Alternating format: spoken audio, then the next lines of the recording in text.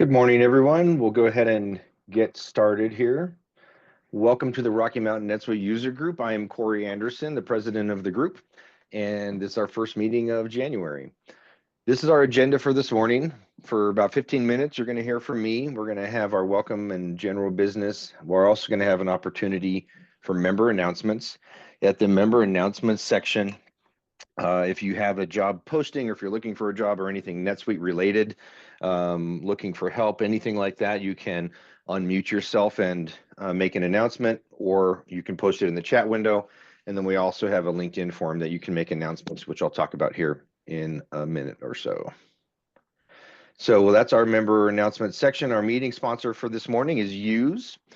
So we'll hear from them for about 10 minutes after our general business introduction. Then our main presentation today is on saved searches. That will be presented by Peter Ries of Oracle NetSuite. Then we're going to talk, we'll have some tips and tricks right after that. And then we'll have our open forum. During the open forum session, you'll have the ability to ask a question of the group. It's not the intention of just board members answering questions from everybody, but as a group, if you have experience with something and can lend some advice or whatever, then that's going to be an opportunity for us to connect in that way. All right, we'll go ahead and move on. So membership to our user group is free. You can register at www.rmnsug.org. When you register, it ensures that you get notifications of upcoming meetings and events that we hold.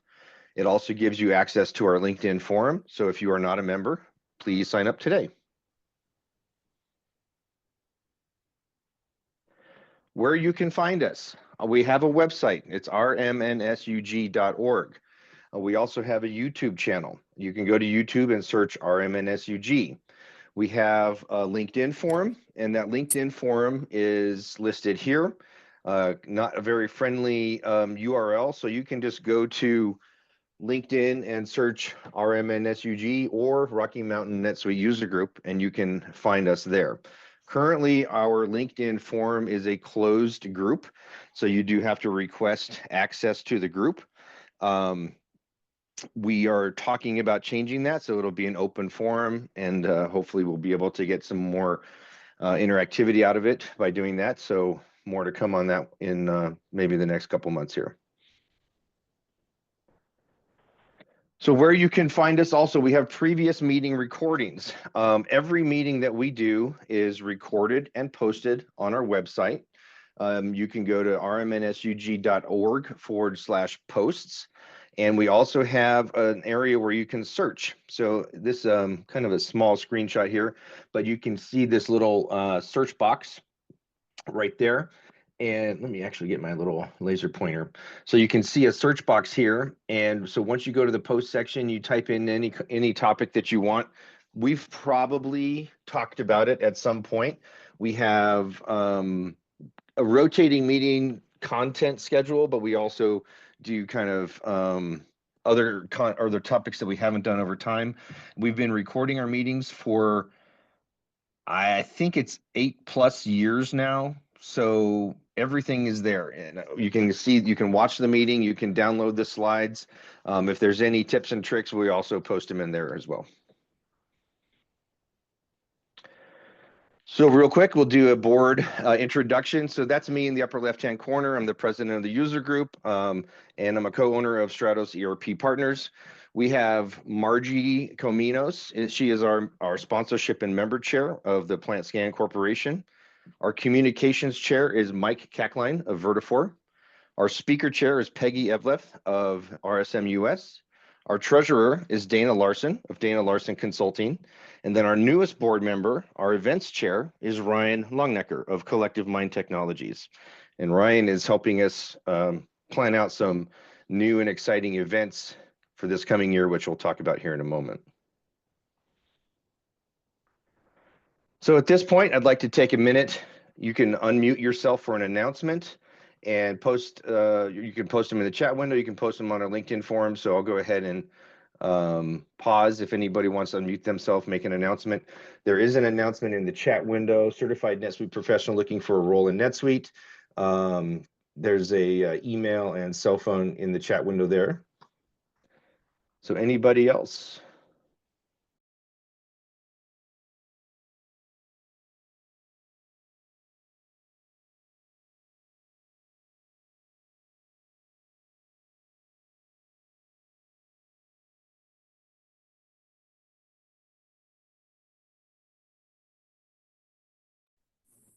Okay, going once, going twice. If you think about it later, feel free to post it in the chat window later on. All right. Hang on one second here. Okay, we'll go ahead and move on. So evaluations will be sent today. We do request that you fill out those evaluations. We do read and act on those. One of the most important pieces of information we get from the evaluations is meeting topics that you want to hear about in the future. So everybody that registered for the meeting will get an evaluation sent to you. Just take a few minutes, fill that out. It's very helpful and beneficial for us.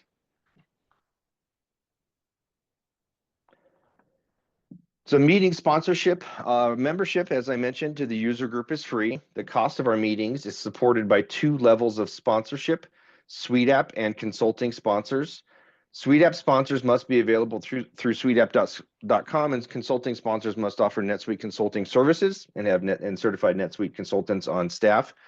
Most of the time, our consulting sponsors are the folks that are doing the presentation. In this case, it's from Peter's from Oracle NetSuite directly. But a lot of the time, if you're interested in a consulting sponsorship, that means that you're willing to do a presentation for the group based on the topic that we define. So if you're interested in either type of sponsorship, you can go to rmnsug.org/sponsorship, or you can email info@rmnsug.org. CPE credits, we do offer CPE credits for our meetings. There will be polling questions throughout the meeting today that you must answer to be eligible for the credits. You must have also registered for the Zoom meeting with your first name, last name, and email address. So make sure your Zoom app is up to date for the polling question pop-ups. I have had challenges before where people say that the questions are not popping up, and it's usually because your Zoom app is not up to date. The CPE credits usually take 4 to 6 weeks after the meeting to be issued. So please be patient. We do follow up and email out all of those credits. And so the credits are sponsored by RSM. So a huge thank you to Peggy Evleth and RSM US for sponsoring our CPE credits. The questions for the CPE credits are spread out through the main portion of our meeting between 9 and approximately 11. So that's when the CPE credit questions will start, is in that window of time. So as I mentioned, Ryan Longnecker is helping to bring more exciting events and happy hours. So we're planning our first NetSuite trivia night. So our tentative date for that one is going to be April 17th from 5:30 to 8:30 p.m. The location is on the southeast end of town in the Denver Tech Center area near I-25 in Arapahoe. So stay tuned for meeting invites coming for that. We're pretty excited about this. We think it's going to be a lot of fun. We're going to come up with some NetSuite specific trivia questions. There will also be prizes, and we'll have teams and things like that. So if you like NetSuite, you like trivia, make sure you come to that event in April. Our upcoming meetings this year, so we have most of the year planned out here already. March 2025, we're going to do our Advanced Revenue Management meeting, otherwise known as ARM. In May, we'll have our meeting on advanced PDF templates. July will be our accounting spotlight. September will be inventory management. And then in November, we have a brand new meeting topic, which is native NetSuite budgeting versus NSPB, which is NetSuite planning and budgeting, which is an upgraded version of the NetSuite budgeting. So we have a new presenter going to do that one for us, and so we're excited about that one in November this year. So I'd like to take a quick minute to say thank you to our Suite App sponsor today. Our Suite App sponsor is Use. So at this point, I'm going to turn it over to Use to tell you about what they do. And also, I will mention that there's a raffle, and I'll go find that link unless Yumika or JT, you guys have that raffle available to post in the window We should be able or to in the chat. You should be able to get it pull it off of the screen with your camera too during that time, if you can hear me okay. Yep, sounds good. Okay, awesome. I will share my screen. Let's make sure I'm sharing the right one. You guys, thank you too for the opportunity just to be here. It's great and it's fun working with local folks. Can you wait? I don't think that worked. Hold on one moment. I do see your screen. Yeah, I'm gonna make sure which one, right? Oh, I gotcha. Which screen am I using today? Let's go with screen 2. You can see that for some reason or another. Let's go for current slide. All right, so for some reason, it's just not staying. Can you see, what can you see, Corey? I see their slide that says use API automation. And it's just the guy, there's no other distractions That's right. or anything? Okay, Yep. perfect. Thank you. It's nice to be working with locals, as I said. I live up at Mount Princeton Hot Springs Resort, right on top of it. So I actually would love to come down for that trivia event if I'm qualified in April, Corey. Looks like Of course. fun. Yes, absolutely. Okay, great. So you can see the slide. Let me see if these slides are going to move, and then we'll go from there.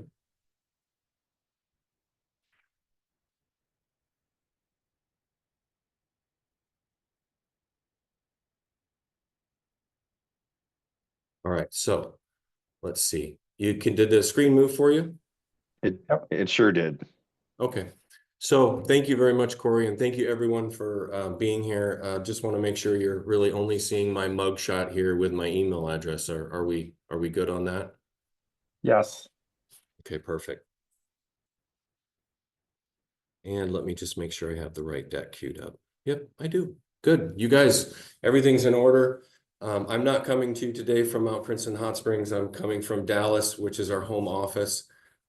So we're down here for a QBR.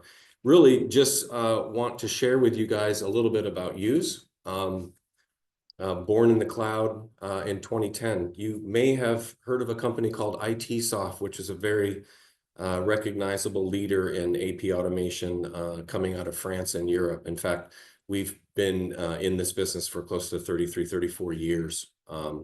And the level of data extraction we were doing back then on on-prem systems has moved into the cloud in 2010.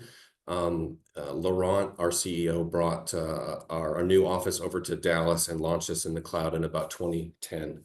We have been experiencing 40% growth year over year. Again, our office here is in Dallas. We have one in Montpellier in France. And then I'm obviously still in the Rocky Mountains when I get home later tonight. What I wanted to share with you guys is that we're cloud native. We're excited to be working with NetSuite. We feel we have just a fabulous solution for folks that are buried in all kinds of manual AP tasks. And the solution is built for Oracle NetSuite, right? You can see our logo and a badge on the bottom right of that screen. When companies talk about AI today, be pretty clear, it's in our DNA. So more than a couple of decades. I did have a slide earlier. I was going to show the awards we won in 24, but just to summate, we have over 1,000 research and development man years into the technology. We own it, right? We're not outsourcing anything. We're not bolting on somebody else's AI to look at your financial documents. It's all in-house, right? And we reinvest 25% of our income on research and development, which is exactly what our customers are telling us. We're very customer centric. But we're at the center of about 100 different AI and ML publications, scientific ones today, because we're a leader in this technology and have been for a long time. So our single focus is document automation and automatic document processing. It's what we do globally. We're in 40 countries with more than 5,000 clients, 200,000 companies, 300,000 users. Some of our customers here, just to share with you, are currently using NetSuite. Maybe you'll see them at a trade show. Maybe we'll run into one of them on trivia night. Corey. That would be fun. But just want to share a couple with you, fill the screen with a couple of happy NetSuite Use customers. Why would you choose to work with Use? It's an all-in-one solution, right? From purchase orders all the way out to payments, everything's included, and it's simple. So you can, if you just want document scanning, great. If you want the full workflow, payments, we can do that as well. A couple things I want to highlight. Speed. Speed's important in today's market, right? Keeping up. It's also important for fraud and safety. When we're talking about speed, using our proprietary AI and ML technology, we don't outsource anything. So if you have hundreds of documents that are coming in an email for AP automation or they're getting scanned, we're not outsourcing them. Other companies do that. So if you have to wait more than 12, 24, 48 hours, once you've sent your documents to a provider, and you're waiting for them to come back, that means somebody else is keying in that information, and it's kind of getting rid of the whole fact that you wanted to automate to begin with, right? So our software will immediately scan and place that document in your system for an editable audit trail. And it's at your fingertips at any time. So we're not outsourcing anything there. The simplicity of implementation, we do most of the work, right? It's very easy. We do all the heavy lifting. We meet with your team a little bit. It's all planned out. This is something we do daily, monthly, and have been doing this for a couple of decades. So implementations are smooth and they go well. Not to mention, once implemented, cost savings are typically around 80% of the current AP costs in process. And that means that, you're going to have happier employees that aren't manually keying things in, less burnout.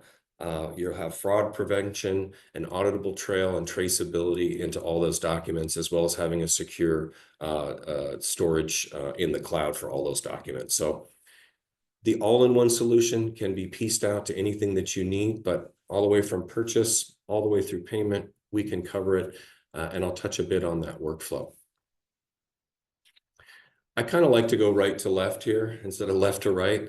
When we think about cutting edge technology, what I've shared so far, everyone on the meeting today, is that we are a leader in AI and ML technology and RPG. So we have been having cutting edge technology for more than 2 decades. We're a scientific leader with a lot of publications, and we take it really seriously. So not only are we very scientific, and it's something that we pride ourselves in with the technology, but we're also a human-centered company, right? We're very human-focused. So we know that software is purchased by and used by people. And so while our technology is second to none, we're also very focused on our customers, right? We're a customer-centric company. Security and compliance. Documents are stored, they're editable audit trail. It's a Google-like search for anything that's been scanned in, every keyword, every number, and everything from every document. Once it's in our system, can't get lost and is immediately able to go into your workflow or to categorize any of the things that might be on that document in a recognizable search. When I talk about customized solution on the next block over, a little bit of what I said earlier. If you just need document image processing, great. If you need a repository to store it and then need to work it with NetSuite as well as handle payments, great. If you have a very complex workflow, and approval flow, great. We can easily get that done. My point is that any part of that process that you really need help with, feel free to reach out. We'd love to help answer some questions on that. Live support and implementation. When you work with a customer success rep at Use, that person will be with you for the life of the agreement. You're not going to be shuffled around. Our support team is always there. They're not a support team that just sends links, right? They will call you up and talk to you. We have an abundance of support resources, and our customers have been very happy with that level of quality and service that we provide. And again, implementation is simple and easy. We do the majority of the heavy lifting. Want to share with you one success story. I'm probably not going to do great with the name pronunciation, although I will try. It's Elisabeth, which is an Inuit not-for-profit in Canada, and they were distributed everywhere. They had libraries, they have lunches going on, kids' lunch in schools, they've got research facilities, etc. They're spread all over Canada, and the success story there is that it's all visible. It made everything easy for them, and they have a central repository now the documents go into, and you can see they're pretty happy with the process. To talk high level, the Use workflow. with the level of AI data extraction that we have, you can have a straight through no touch workflow with certain or all items, just depending on what your comfort level is and, you know, exactly what type of documents you're processing, right? And how many you're processing and what your current process is. A lot of processes in that. So to simplify, let's take a look at if you brought a document or create a purchase order in use and then the flow to the end. Let's say I create a purchase order on the left over here using a workflow, automating all purchase orders and importing any information from NetSuite that we'd need to do. We'll capture that document is the next phase. So whether that's via email, you know, an SFTP, if it's take a picture on your phone, if it's drag and drop, we can work with any type of file format. Again, our AI-based data extraction is way smarter. I'm not saying smarter than a human. It's much faster than a human, and it does a better job in predicting and looking at fraud and duplicates. The review phase, simple, automate GL coding and PO matching in a snap, then runs through your customized approval workflow, whether it's very complex or very simple. We can easily automate that for you, as well as payments. One thing to note is the virtual credit cards are very popular, right? There's two reasons that I see customers liking them. One is the cash back. And the second is that it's fraud proof, right? That's a single issued virtual credit card with a single number, and it can't be used again. So there's no chance somebody could intercept that or duplicate it, right? So security as well as getting cash back, and then sometimes paying your vendors early, you can receive some discounts. So payment is also included in part of the process if you need that included with use. And then obviously all the information goes back into the built for Oracle NetSuite suite app service that use has. This is the point where you'll grab your scanner and your phone. I didn't know how to do this a couple of years ago, believe it or not, Corey, but I got good pretty fast. Can you guys see that? And I want to make sure everybody gets the opportunity to scan that for the gift card. Yeah, it looks good. Thank you. I'll just test it real quick. And you guys have to come up to visit us at the Hot Springs, Corey. Yeah, bend my arm on that one. That's a beautiful place to be. I'm a little jealous. Do you go to the hot springs like every day? Like, is that just part of your life? Yeah, I can walk over there. It's about 400 yards from the house. Nice. It's a beautiful place. Yeah, it's Colorado's beautiful, right? I mean, the sunshine here alone makes me happy. That's right. Okay. So if you've had a chance to scan that, if you didn't get a chance to scan it, the chat window has a link to that form. Go ahead and fill out for the raffle. And again, thank you, Use, for sponsoring our meeting today, and thank you, JT. We'll go ahead at this point and turn it over to our main presentation today. So if thank you. Yeah, thank you very much. So our presenter today is Peter Ries of Oracle NetSuite. Peter literally wrote the book on implementing NetSuite. It's called NetSuite for Consultants. I have a copy of it right here in my desk. So I'm very excited for Peter's presentation and for him to share his expertise with us today. So at this point, I'll go ahead and turn it over to you, Peter. Thank you very much. Hello, everyone. Joseph, I think I need you. There we go. To stop sharing. Give me a second. Let me know when you can see my title slide here. Yep, it looks good. Fantastic. Well, hi, everyone. As you just heard, I am Peter Ries. I'm going to be talking to you today about safe searches in NetSuite. Quick background on myself. As you heard, I've been working for Oracle NetSuite since 2012. My title currently is Consulting Technical Director. I work mostly with scripts and integrations, customizations for new clients as we're getting them up and running, ready to go live on NetSuite. And also, 2 years ago, I wrote the first edition of a book for NetSuite consultants through Pack Publishing. here's our agenda then for today. In this session, my goal is to get you up and running with Safe Searches. If you've never touched them before, I'm sure you'll walk away with a lot more information than you need to get started. If you have worked with Safe Searches before, I hope to also kind of take you to the next level and introduce you at the very least to some of the more advanced features, some of the really powerful things we can do with searches in NetSuite. So we'll break down the elements of a Safe Search, how they focus on record types, how you set criteria and results in them, how you can use formulas and summarize results and apply HTML or good looking formatting to the results. You'll see we'll take breaks from the slides every so often and go into a NetSuite account, and I'll give a demonstration of how those things I just finished talking about work. We'll summarize a bit at the end there with highlighting and scheduling and emailing, some really powerful features you can add on to your searches. Talk about some best practices, and then hopefully Corey help me leave some time at the end for some questions and answers. All right. So we have learning objectives for those who are looking for CPE credits here. By the end of this course, you will be able to create searches in NetSuite, tweak them to your particular needs, create formulas, use SQL functions, SQL functions, create summarized saved searches, and use highlighting and dynamic filtering in your saved searches. Hopefully that all makes sense. All right. We have a series of questions throughout the presentation then today, and this is the first one. A NetSuite Safe Search?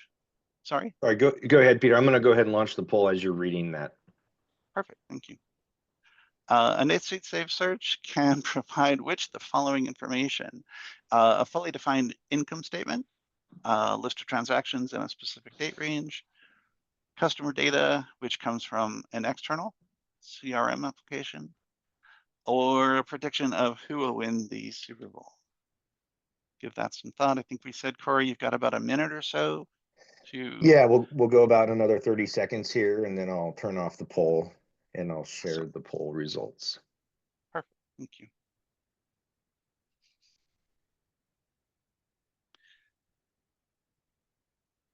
Hopefully we're starting off easy enough for you all.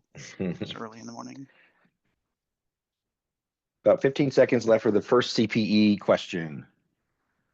CPE question is on the screen right now.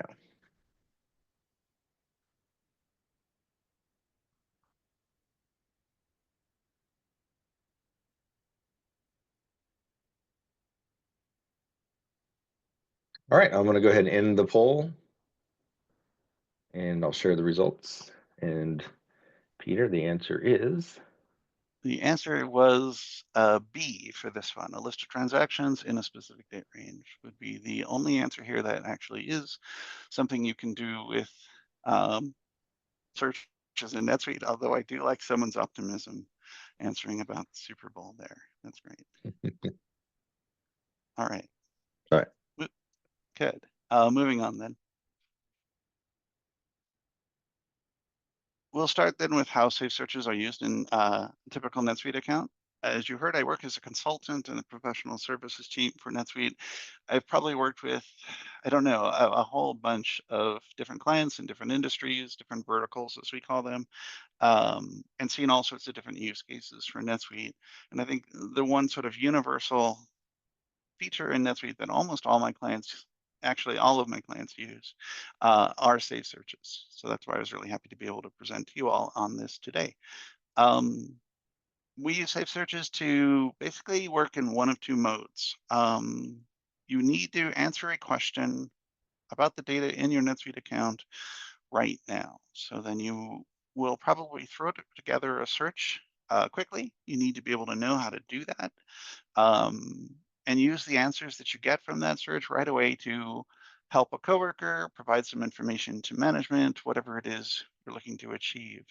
So you'll quickly set some criteria. You'll look at which values you need from that search. You'll run the search and do whatever you need with those results. You'll export them, send them off to a coworker, like I say, someone else, or decide how you're going to proceed on something. Maybe you're trying to figure out the items that you should go order more of, or which of your customers is most past due, whatever the case might be.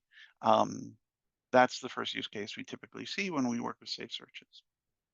The other approach then that's very common is to create a report, if you will. And I'm going to use that word loosely here because NetSuite has a separate feature called reports, which we're not covering today, but you should also know about. They're very powerful and can be very helpful.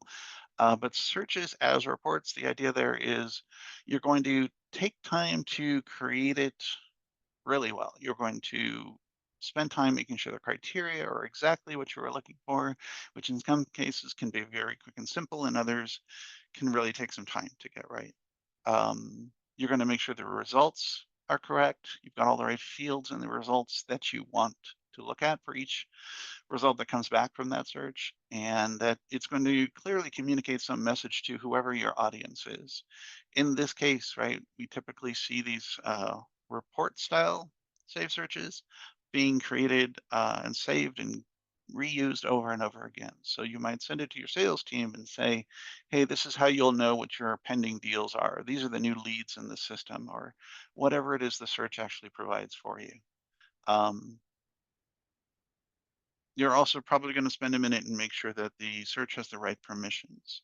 So in some cases, we want everyone to be able to see the results of that search. In other cases, it's only going to be for certain managers or certain people in certain roles.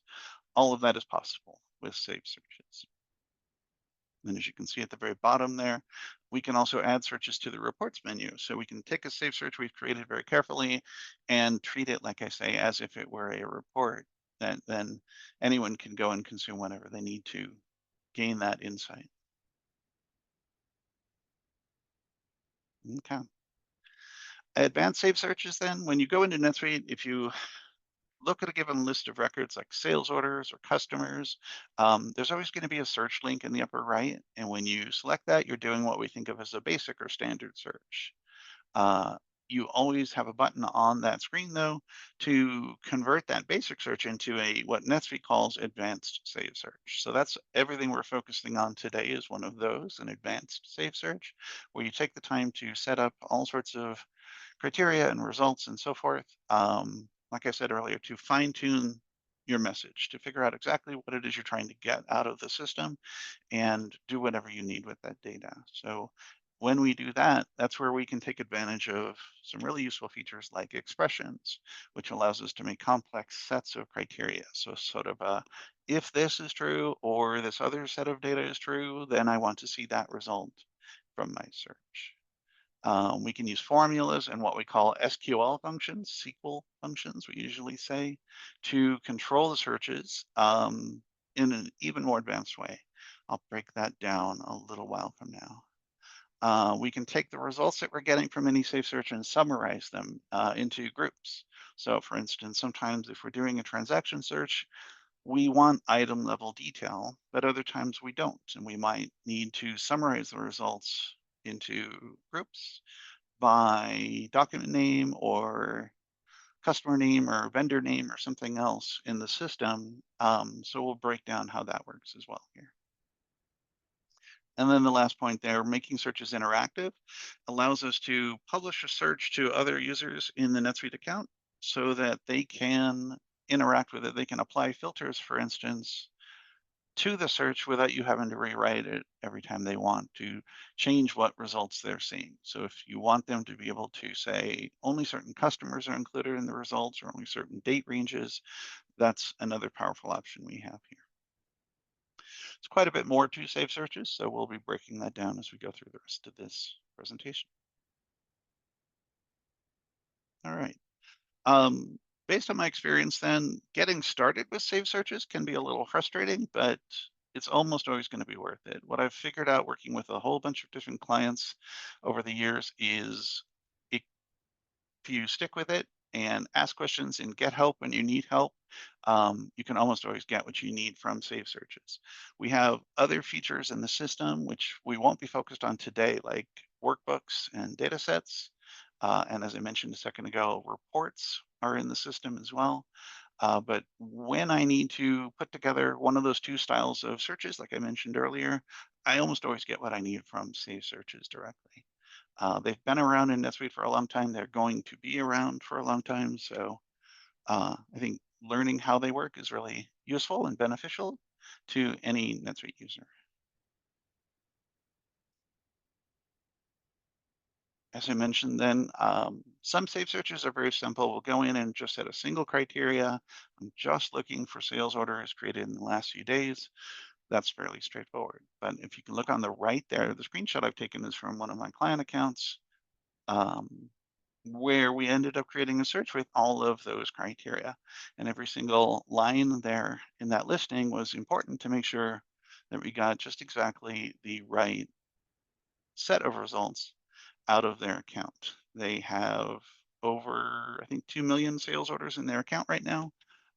So focusing on sales orders and invoices and credit memos as it does, that search is doing a lot of heavy lifting.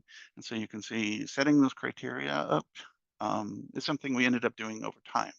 We would think we had it correct, and then a week later realized we were getting a few results in there that were still not expected or needed. And so we'd add another criteria to fine tune that.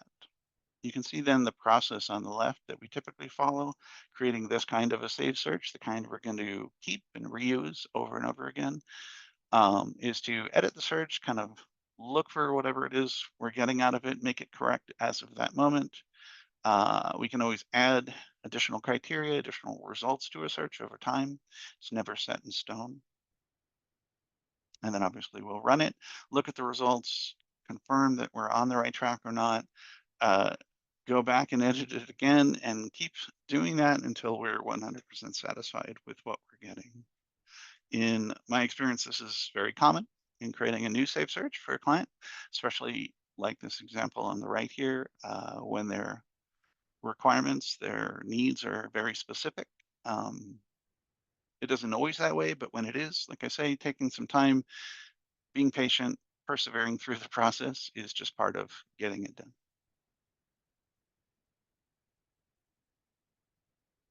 Okay, a couple of quick reminders then as you start to think about creating save searches in your accounts. First of all, don't forget that roles and permissions apply out of the box. When you first create a new save search, there's a checkbox at the top that says public and it is not selected. So it's limited in terms of who can see that search. You can easily check the public box, which essentially makes it available to all roles in your account quickly and simply. Or you can go to an audience tab and fine tune the roles and permissions that you want for that particular search. So you can always have control over who can see the results, the data, and also what they can do with that data. As you're working on safe searches, you always want to keep in mind, in the back of your mind, that you're trying to keep it as simple as you possibly can.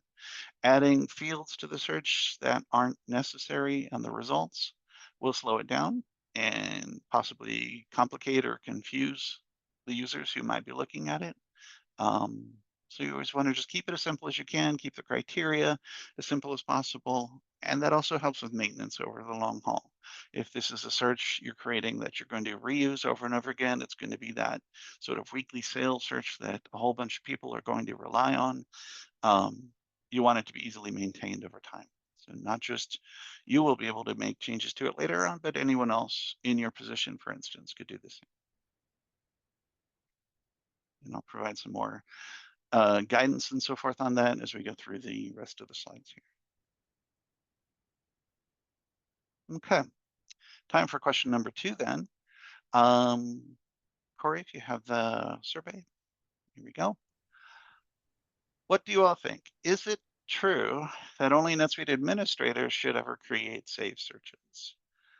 Yes, searches are too technical for the average NetSuite user to create themselves. Or yes, searches won't be useful to most NetSuite users. Or no, searches are actually useful to most NetSuite users. And so they should be shown how to create them themselves. Or no, creating too many safe searches can break your NetSuite account. And we certainly wouldn't want that. Take a minute, think about that. Okay, about 20 seconds left for the polling question. I had to modify that question, Peter, You're from good. your slide. Sorry about that. It was a little different before. Hopefully we're all, yeah, still on the same track now. Yep, same concept. Okay. All right, last chance polling question. We'll go ahead and end the poll now, and I'll share the results. All right. Well, I'm glad most of you agree with me that, right, searches are useful to most NetSuite users. If you're an operations worker in the warehouse, if you're an accountant working on purchase orders, journal entries, whatever it might be, right? I feel like knowing how to create a search to find the data that's in your NetSuite account and use it for some productive purpose is a really important skill, a really good skill to have. So that is the correct answer. Thank you. All right, we'll move on here. As we go through the rest of this discussion, then I kind of came up with a example scenario we could sort of keep in the back of our minds as we talk about how we'll create searches and what they can do for us. My hypothetical scenario here is that we are a retail furniture business. We sell bedroom furniture, kitchen furniture, dining room furniture, beds and dressers and dining room tables and chairs and so forth. We need to get a list of orders and related transactions, which include items which are now discontinued. Out of the box, NetSuite doesn't have a feature natively to mark an item as discontinued, but many of my clients have solved that with a custom field or two and searches and so on, like we're going to talk through today. So we need to figure out which items have been discontinued within a certain date range, for instance, and then which were for certain locations, those orders or transactions they might have had for those discontinued items, and or if they are in a example department, for instance. When we run this search, as we build it out here, we need to know the customer on the order. We need to know who placed the orders. There are all sorts of details we can add to a search like this to fill in the details, to help us understand the situation, whatever it is we need to accomplish in the account based on this information. Okay. All right. So when we talk about safe searches in NetSuite, we want to break down what are all the elements of a safe search. Let's dig into that. First of all, when you go to create a new safe search in the system is always going to ask you which record or set of records you want to apply it to. So a search is always focused on a given record in the system. That could be customer, that could be journals, it could be support cases, lots of things, whatever you're using your NetSuite account for. And just to get this out of the way, right? Every NetSuite account I've worked on is using NetSuite somewhat differently. There's certain commonalities, but yeah, depending on your industry, your vertical, as we say, you may be using NetSuite very differently than the example I'm going to be showing you today. So always keep in mind, you want your searches to reflect, obviously, what you're doing with NetSuite versus any kind of generic approach. But yeah, if you select transactions, for instance, that will be any type of transaction. So I mentioned journals a second ago, sales orders, invoices, purchase orders, item receipts, whatever it might be, anything that NetSuite considers to be under that transactions umbrella term. That also applies to entities. We'll talk about that. Or any other record in your system. Just always remember that NetSuite does everything basically based on that idea of a record. When you're looking at a sales order, that's a record, or a customer, or an item, etc. And every record then can be searched upon, basically. And that includes custom records. So if you've set up any custom records in your system, those are obviously going to be searchable as well.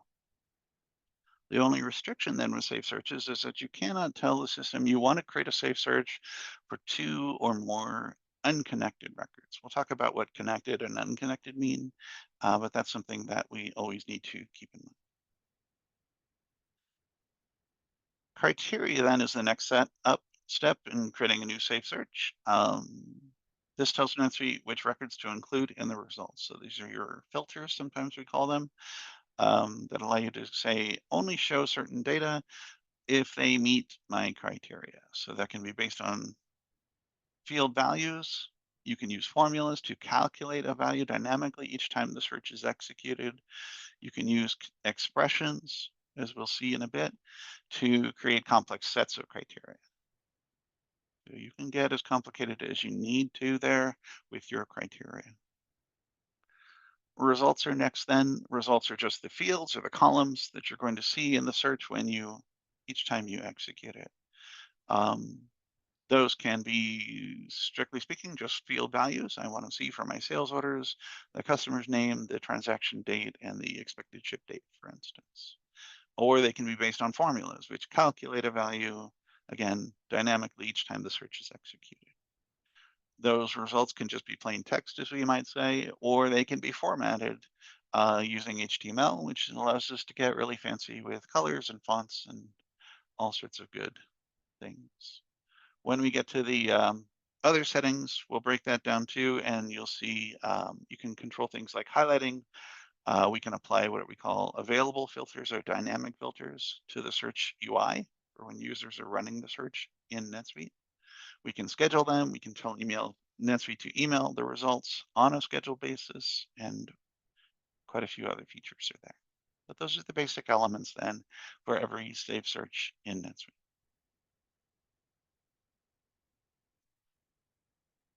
Okay. On to the third question then. What is the best way for an average NetSuite user to learn about saved searches? And I've proposed some options here. A, take a week-long course, pass the NetSuite Analytics certification. B is create searches in your account, preview the results, save them only if you want to. C is hire a consultant to create the searches you need and then review how they did that. And D is read the NetSuite help on searches and try out anything new that you read about. So I've said here you can select 2 answers. I don't know if Zoom allows that. Let's find out. Oh, sorry. Yeah, it's only set for 1 answer. Okay. But I think it'll be clear what the 2 options are. Hopefully. Everyone go ahead and make your best guess then. Pick your favorite answer and yeah, we'll break that down. Okay, last chance, CPE question. Gonna go ahead and end that poll now. All right. Good. Seeing B and D is the most popular answers. That is what I was going for sure. As I mentioned earlier, learning to create saved searches, if you're brand new to the concept, does take a little bit of time. You have to kind of get to know your account. We'll talk about what that means. And you have to get to know the way that NetSuite expects a saved search to be created, the sort of rules, if you will, for applying criteria and results and so on. So doing that in an experimental sense, like letter B suggests here, is a good idea. I do that a lot where I'm just kind of trying out a search. And in many cases, I just preview to get an answer. You know, how many sales orders were created each month for the last 12 months, for instance. Once I know that answer, I may not even need to save the search. That's what I'm referring to there. The other option is there are a lot of NetSuite help pages covering how we create saved searches and Suite Answers pages as well. And they're all worth reading and understanding if you really want to get advanced with saved searches. My approach on that when I was new at NetSuite was just to read those pages, and every time I read about something I'd never come across before, go try it out and actually see how it works live in a NetSuite account. All right, great. Thank you all. We will move on. So as I said then, in the elements of saved search, the first thing we do is create a new saved search. And then the first thing we have to select is the record type. So this is where we're answering the question, what kind of data am I trying to search for? As I mentioned a minute ago, NetSuite wants each saved search to focus on one type of record. If that's just employee, if that's support case, something else, you can see the list there will vary from one account to the another. This is my demo account we're seeing on the left. Then you're going to be able to work with all the fields that are accessible from that record type. If you select something with like an umbrella term, transaction or entity, then you're going to have the option to kind of filter which type of transaction you're going to work with.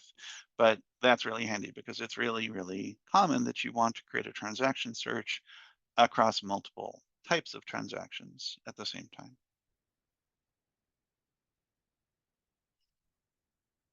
Each record that you select then when you start to build a safe search, like if you do start with transaction, then allows you to work with those fields and so forth on that record itself.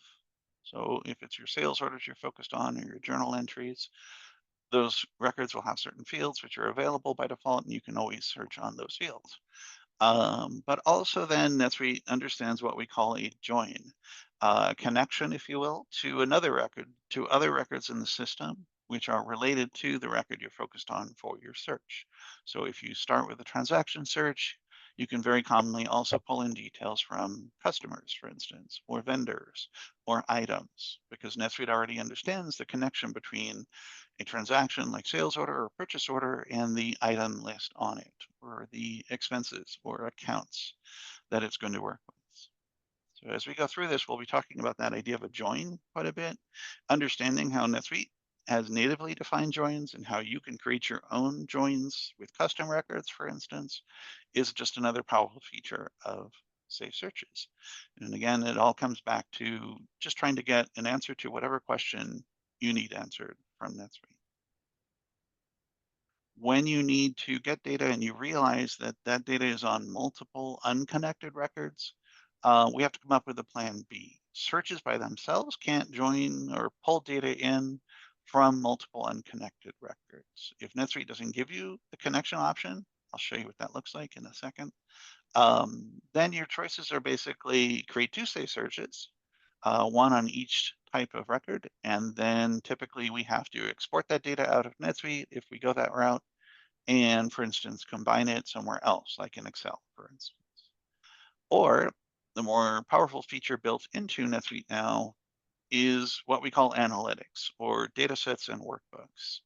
Data sets and workbooks have some really great advanced features that take what safe searches offer us and build upon that. They're more complicated typically to create initially, especially, but you can do things like combine data from multiple unconnected sources. Like if you understand the connection between your customers and sales orders and a custom record you have called warranties, even if that's not natively defined in NetSuite, you can still build a workbook and a data set that combine that data how you need to, with certain restrictions, of course. We're not focused on data sets and workbooks today, but I think it's good to know all of your options. NetSuite over time has gotten much more powerful with all these features. It's good to at least know what's out there. All right, but for today, we're just going to focus on safe searches. So record joins, looking on the left there, when you're adding criteria or fields to a safe search that you're building out, and you see field names like you can see in my screenshot there, item type, for instance, is just a field on the record we were building the search for. But when you see a list name like account fields, accounting period fields, activity fields, and then 3 dots, that's NetSuite's way of saying that's a separate list of things in NetSuite, which is joined to the records that you're searching on primarily. So if this is a transaction search, you can pull in data from records other than transactions if NetSuite already knows how they are joined to each other. So accounting periods makes sense. If you're looking at your sales orders, your purchase orders, and they have the accounting period field visible on the screen, then you may have other fields on accounting periods that you want to pull into your transaction search. So with joins, NetSuite makes that possible. If you have custom fields, which point at custom lists or other custom record types, those also can be natively defined as a join when the custom records are set up in the account. And so then those could be pulled into a search on transactions, for instance, as well. The example I gave there is maybe on your customer's screen, you might define a preferred shipping location. When you're doing a transaction search, because NetSuite already knows how customers and transactions are joined or connected, you could add that preferred shipping location as a field to the results or use it as a criteria in your transaction safe search. Very powerful, very easy to use once you get the understanding, I think, but also kind of confusing, I think, for new users initially when we first start showing people how to do this sort of thing. So keep that in mind as we go through. I'll give a little demonstration of joins in a short while here. When you're creating a new safe search then and you're focused on which record should you start with, it's pretty common that you might think of two different ways you could go about doing that. So for instance, if you want to create a search that has both transaction details and also item details, you could start with an item search and then pull in the transaction details because they would typically be joined by NetSuite and available from an item search. Or alternatively, you could start with a transaction search and pull in the item detail. Either will work, either is technically feasible. In other words, what I typically do is just think about what's going to be the easiest solution overall. How am I going to get to the answer that I need to answer as quickly and simply as possible? And what's going to be the easiest to maintain? Outside of that, as I say, if NetSuite allows it, gives you the option to go either direction, you can take either option. And typically, just as you get used to this and you start building out more and more searches over time, you'll have a good sense for which one you prefer probably and stick with that. Awesome. Time for the fourth question then. So if you are a NetSuite user and you need to get a set of search results from your leads, prospects, and customers, hopefully everyone knows that in NetSuite we have three types of customer records, essentially, entities as we call them. For leads and prospects, that's before you've made your first sale, and customers is anyone you've made a sale with. So how many safe searches would you have to create to get a list of your leads, prospects, and customers? First of all, A, not applicable. Those records can't be included in a search. B is one safe search because those are all entities. You can create a single safe search to list all of those results at once. C, you'd create three safe searches, one for each type of entity. Then D is 6. You'd need to create one safe search for each entity type plus one to include active and inactive records. So go ahead and take a minute, think about your answer. Okay, we'll go ahead and end that poll. Last chance for CPE question number 4. And I'll end the poll now. All right, looks like the most popular answer was B, or one safe search can pull in all of those results. That is correct. NetSuite, as I said earlier, has these umbrella concepts for some records in the system. Entities are included in that. So you can create an entity search that pulls in all types of customers or prospects, depending on how you're using NetSuite, of course, if you need to. Fantastic. Thank you. All right. And that then takes us to the next basic element of safe searches, which is criteria. When you're setting up a safe search, you probably don't want all of the records in the account of any given type. So you almost always will apply some sort of criteria to your search to say which records you actually want the search to return. And we can do that in a variety of ways. Starting with the left there, static field values, just literally saying for transaction searches, for instance, I only want them if the type of record is sales order. I don't want credit memos, invoices, etc. Or for a customer search, you might say only if the status is prospect. We talked about that just a second ago. Oh, or for any record in the system, there's almost always a field on the record called inactive. And I find almost every safe search I create, I want to set inactive is false or no. when I'm creating a safe search, so I don't accidentally pull in a customer record that was marked as inactive or an item or whatever the case might be. If you all are using that inactive field, it's common to do so as opposed to deleting records from your account, especially if you're live in your production account. Then adding that inactive is false criteria to your safe searches makes a lot of sense. Moving on, then the next option for creating the setting criteria is to set formulas. There's an example there where you can see we have a name tran date. That's a field reference, or an ID as we call it, in between the curly braces. I'm going to point with my mouse here. Those curly braces tell NetSuite that that is a field you're trying to reference on whatever the record type is that your search is focused on. So this formula says in plain English, if the date on the transaction does not equal, exclamation point equal sign does not equal today, then you want that transaction included in your results. Just keep in mind, whenever we're setting criteria, we're saying exclude certain results, include everything else, basically. So the next option down here under formulas uses what we call a case statement. A little more advanced. It's a way of sort of saying if the record matches on some criteria, then include it or don't. And we can have multiple when statements in a case. So I use this a lot when I'm working with safe searches and I need to set criteria, but I need them to be A, dynamic. Every time I run the search, I might get a different set of results. And B, it's more than just look at a single field and pick certain valid values from its list of options. So case, when, then, else, end, super powerful. We're going to talk quite a bit about formulas like that, how they work. Taking it to the next step, then expressions to the right of that, as I've mentioned, is a way of combining criteria, sets of criteria, to be able to say, if certain conditions are true or some other conditions are true, then I want those results included.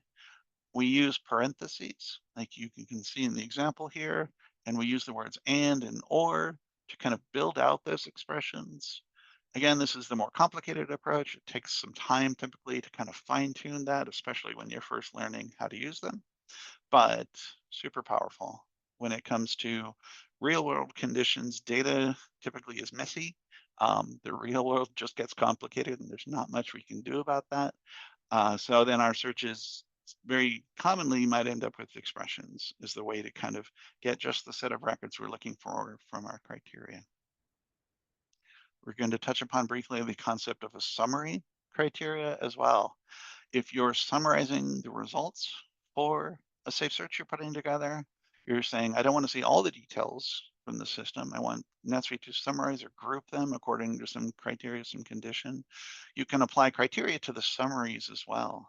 So this example here, count item greater than or equal to 10 would be a way of saying on my summarized transaction results, for instance, I only want transactions where the count of items, the summarized view of that transaction, is greater than 10. Very powerful if you need to go there. Not very commonly used, but when we need it, it's really, really handy to have that option. All right.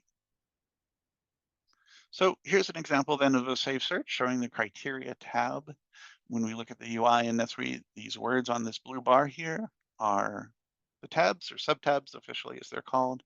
You can see we have all sorts of criteria examples in here. The first few are just the static field values, right? As I mentioned earlier, if this is a transaction search, I might say, I only want to see records where the type is sales order or the status is any of those values to the right.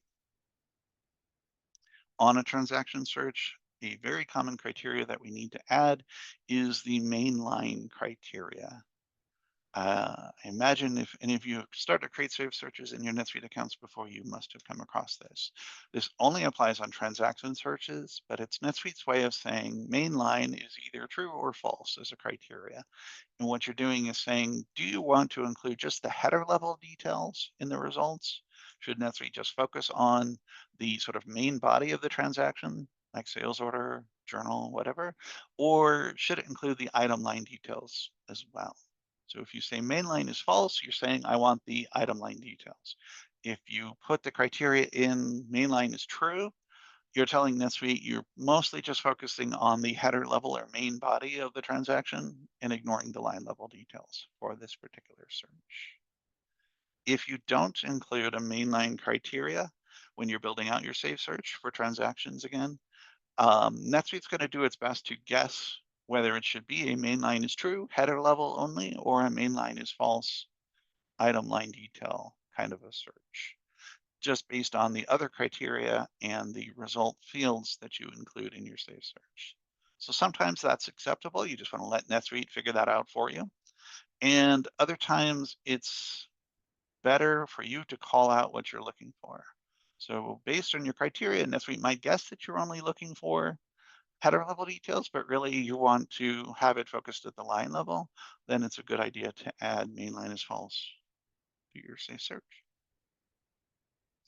The next line down then, the one that says item : discontinued date, that is an example of a joined record. We talked about joins, how we can pull details from not just the record type we're focused on, like transactions here, but other joined or related records in the NetSuite account as well. Item in this case is a join that NetSuite understands. Most transactions have item lists on them. So then NetSuite allows us to say, I want to pull in here or use this as a criteria, a field that's only actually on the item, but since every transaction, like sales order here, has item lines, then NetSuite will understand how to apply that filter, that criteria. So in this case, we're saying if the item on the sales order has a discontinued date that is within this specified date range, then that row should be included in this search's results. Very powerful, right? Being able to join or pull in details from other records without having to actually add those details to the transaction, for instance, directly, gives us a lot of flexibility in terms of how we build out these searches. And then the last criteria example here is a formula. When it says formula numeric, that says whatever is going on within this formula, the result, what comes out of it is going to be a number. And then under the description column here, specified only when that number is 1, should the transaction in this case be included in the results. I'm setting this as a criteria, using a formula as a criteria. I'm using the formula as results to choose which records should be included in the results. So over here on the right is an example then of a case statement, as I mentioned earlier. That's one of the SQL expressions we're going to talk about. But case allows us to say, if this is true, then choose a number as the output. Otherwise, output some other number. And then we always have the word end at the end of a case statement. So this is just a more dynamic way of basically choosing to output some information, which records should be included in the output, I should say, based on the results of that formula. So sometimes this is necessary when it's more than just looking at a single field's value. So in this formula, I'm looking at 2 fields values, the transaction's date and a closed date on that transaction, which up here I've already said was sales orders only. So if the transaction date is not equal to the close date, then include the record, is what I'm saying with this formula. If somewhere in there is a sales order where the transaction date does equal the close date, I don't want to see that in these results. That's what I've said, for whatever reason. As I said earlier, working with formulas is more advanced. It takes some practice, getting used to using those case statements, for instance, knowing when to use them. There is a ton of information about them in the NetSuite help. And of course, in Suite Answers, which is basically the NetSuite help, plus a bunch of additional knowledge base articles. So always take a minute, search in there when you're stuck trying to create a search just the way you need. You will see suggestions for formulas in Suite Answers, especially a lot. So take advantage of that. Let NetSuite help you get the right formula for whatever problem you're trying to solve. Awesome. So let's break that down a little further. As I mentioned, that case statement is what we call a SQL expression. That's essentially like making a command against the database directly, even though none of us actually ever directly works with the database. We do it through the UI, whatever screens are provided to us, but we can use all sorts of SQL expressions, as they're called, commands that kind of fine tune what we're trying to get out of the system. So you can see some examples over here. These are what are known as date time functions that work with dates. Maybe they take a date in and add months to that date. We want to know which transactions were created or estimates are expected to be completed 3 months from now. We can do that with the add months function. Our goal whenever we're creating formulas is always to create a generic kind of formula that will just work from one day to the next. We don't want to ever put in a specific date.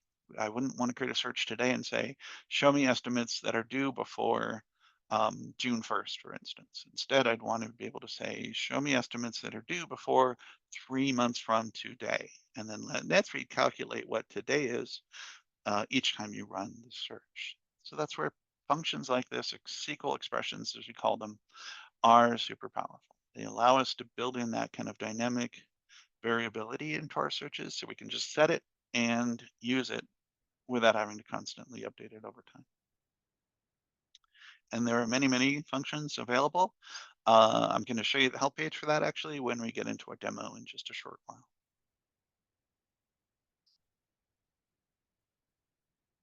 All right. One of the challenges then too, when you're working with criteria, setting up searches, especially when you're first getting started with that, is you're going to find a reality of NetSuite and Safe Searches in particular is that some of the labels, the descriptions for items and fields and so forth on the screens that you're used to looking at are different when you're working with them in Safe Searches versus looking at the screen directly. So an example might be looking at a sales order. There's going to be a field on there called PO number. If you've worked with this kind of thing before, you may know that if you then go to create a safe search for your transactions and you say, I only want to see records where type is sales order, and then you try to pull PO number onto the results, it's not there. In safe searches, that field has a different name. I believe if I remember correctly, it's other reference number.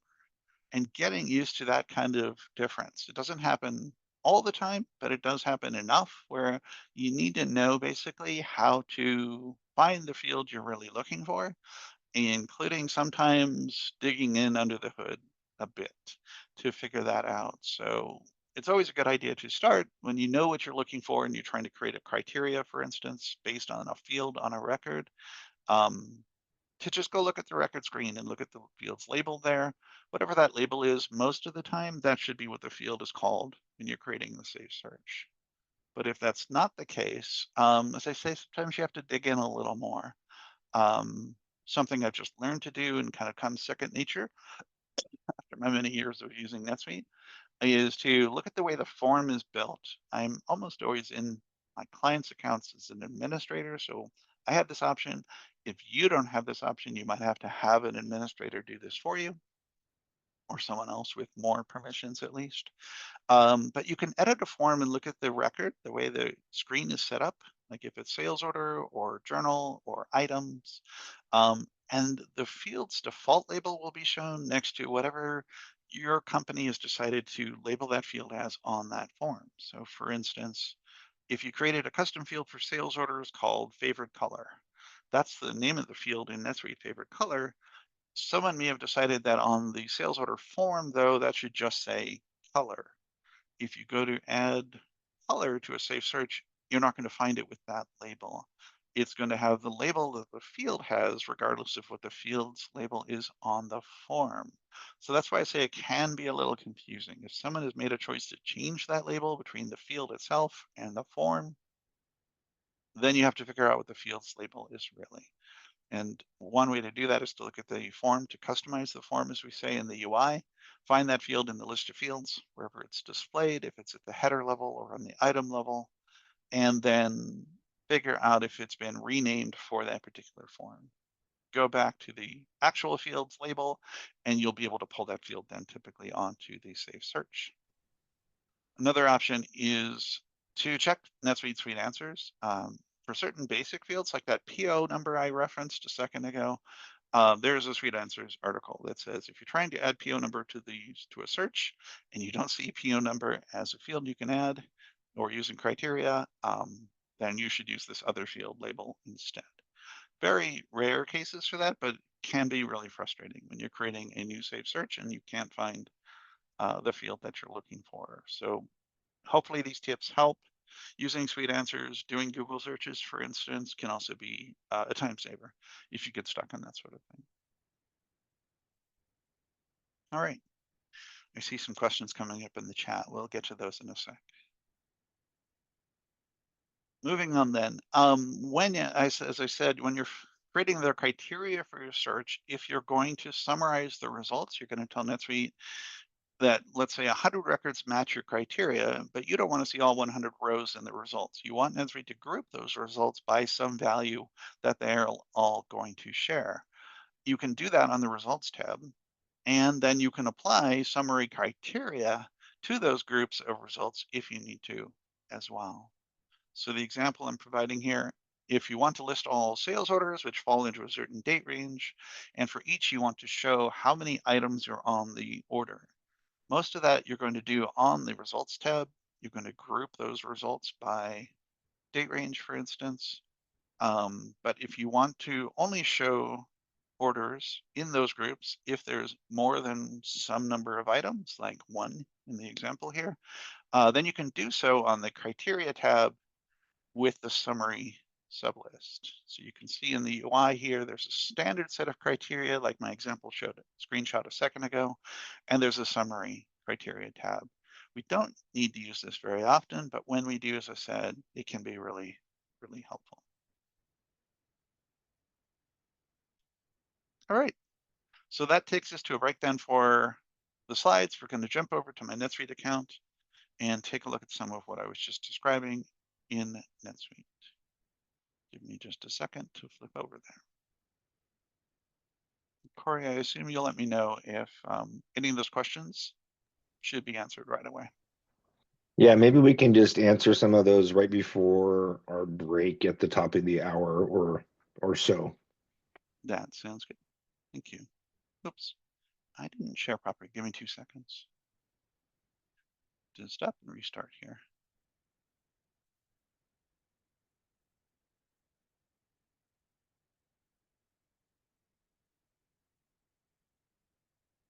I only do about 5 Zoom calls a day. You'd think I would know how to do this properly. There we go. Can you all see my NetSuite home screen, please? Yes. Awesome. So we're going to do some work here in NetSuite. We're going to go back a bit. We were talking about when you were creating a new save search, the first thing you see is a list similar to the list that I have on my screen now. This is all the search types as they're called, but really just think of them as the record types in your NetSuite account. This is a combination of all the native records that you have enabled in your NetSuite account, right? In mine, this is a demo account, just so you know. No real data here. All of what you're going to see is made up just for demonstrations. But I have all of the various types of records that I might ever want to consider searching on in NetSuite. And as I said, most of these are fairly straightforward. Contacts is just contacts. Customers is just customers.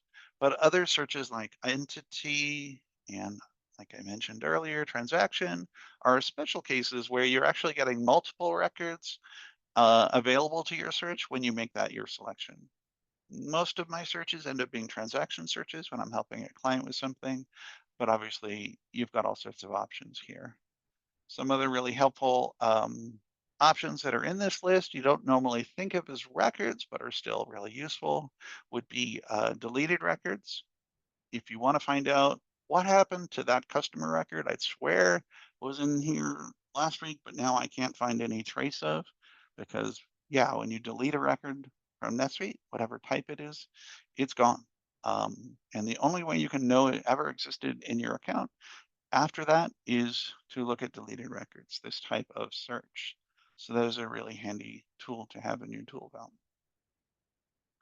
Another really useful option in this list is login audit trail, which is think of the logins that all your users make to NetSuite, no matter how they connect to NetSuite, if it's via the UI in their browser like I'm doing right now, or via an integration programmatically, there's always going to be a login audit trail entry. So using this search as an administrator in an account is very powerful to be able to tell who got into my account, how often have they come in, is there someone who's having trouble getting their password? All of that is really handy via login audit trail. Yeah, so as you make this selection, as I said, just keep in mind, many records in NetSuite are joined to other records. So like we said, if it's transactions that you're focused on, then you're going to have access to all sorts of other lists of records that NetSuite understands are joined to your transactions. So that is very handy to use. All right, I have over here then a fairly simple entity search that I've put together. Let's take a look at it under the hood to see how it was set up. The first thing I always do when I'm looking at someone else's save search is someone else says, hey, I need help with this search. Can you help me figure out why it's not giving me what I need, right? I start in the upper left here and say, well, what kind of search am I looking at? So saved entity search means when they created this search, whoever did this, they selected entity as the record type, the search type. And as we said earlier, that includes customers, leads, and prospects, unless you want to apply filters, of course. So here under the criteria, then I can see I have two criteria. One is a formula, outputting a number. There's another example of one of those case statements like we talked about. See if you can kind of look at this formula and express it in plain English, what it's doing. This is one of those things, like I said, that just kind of takes some practice and obviously read the help. And there's also further documentation for these kinds of SQL expressions that you can go dig into, just depending on how dirty you want to get your hands as you work on this sort of thing. But basically what this one is saying is if the entity type is customer, then include it. Or if the type is vendor, then also include it, because we said over here, a one means include it. Otherwise, any other type of entity in NetSuite should be excluded. That's effectively what this formula is doing. So without going into a complicated expression, this or that and this, right? This formula is a simpler way to kind of get what I was trying to achieve from this search. Then, as I mentioned a second ago, I almost always add inactive is false to my searches. Almost any record in NetSuite has an inactive field, and I almost never want to include inactive records, unless, of course, that's what I'm actually trying to find. If there's some special reason I'm interested in records which have been marked as inactive, I always have that option. If I don't include that second criteria here, then NetSuite will include both active and inactive records. And as I said, I almost never actually want inactive records in my results. So this is a very simple set of criteria. Hopefully that makes sense how that works. If I run that, we can take a look at the results real quick and just sure enough confirm that the type here of record that I'm getting is both vendors and customers. So that's really handy. There are many cases where we want to pull in more than one type of entity. Customer, lead, and prospect is a very common example of that. Vendors and partners would be another common example, since NetSuite has this concept of entity, which applies to multiple records, which is basically everything we have here under lists and relationships. Yeah, being able to search on multiple types of entities at once is a really handy thing to be able to do. All right. I have another search over here. This one is the example I was explaining in the slides a little while ago. This would be I'm a retail furniture company example, and I need to focus on orders for discontinued items. So let's take a look at how this search is set up. As I said a second ago, the first thing I always focus on when I look at a save search behind the scenes is, what is it focused on? What kind of record is it primarily going to be reporting on? And in this case, based on the description, it makes sense that it is a transaction search. Looking down into the criteria then, we can see a number of criteria now, some a little more complicated than the example just a second ago. Now we're pulling in multiple record types, first of all. So transactions is lots of different record types in NetSuite. And in my case, I've said I only want to focus though on sales orders, credit memos, quotes, and invoices. Status then comes from multiple record types as well now. So now we're not just interested in certain sales order statuses, but also statuses which make sense for in kind of a open or in process transaction search, right? If I've already closed the invoice, for instance, and it's paid off, maybe it's not worth reporting on. Maybe that's not something I might need to change, for instance, based on this concept of discontinued items. I mean, but I have invoice filters here and credit memos as well. In quotes, sorry. I mentioned the mainline filter, very common to include this in your transaction searches, especially when you want to explicitly tell NetSuite whether you want to include just header details or item level details as well. So mainline is false means I want to include item level details. And I put that in here sometimes, even when I don't include any item level details in the results or the other criteria.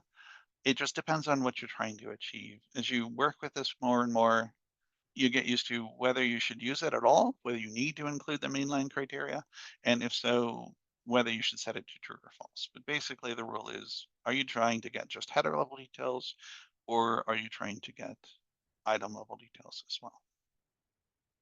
All right. And then I mentioned in my slide, this item : discontinued date is using a join. So the way that works, if I pull that down, it shows it like this, right? But as I said, when you're looking at the list of fields you can include as criteria, anything that just showed as a name here is a field on the record you're focused on. So in my case, transactions in NetSuite. And then as you get down past that list, you get to the list of joined records with the ... So anything with a ... is another record that is related to or connected to transactions, and I can pull in details from those related transactions. So if I'm a wholesale distributor, for instance, right here, and I'm got bin numbers I'm tracking with my inventory items, I can pull other fields in from the bin number onto my transaction search because it's available here in the list. If there's something I'm thinking of I know is in NetSuite, but I don't see it as a ... list available here, then NetSuite doesn't understand that join, that connection.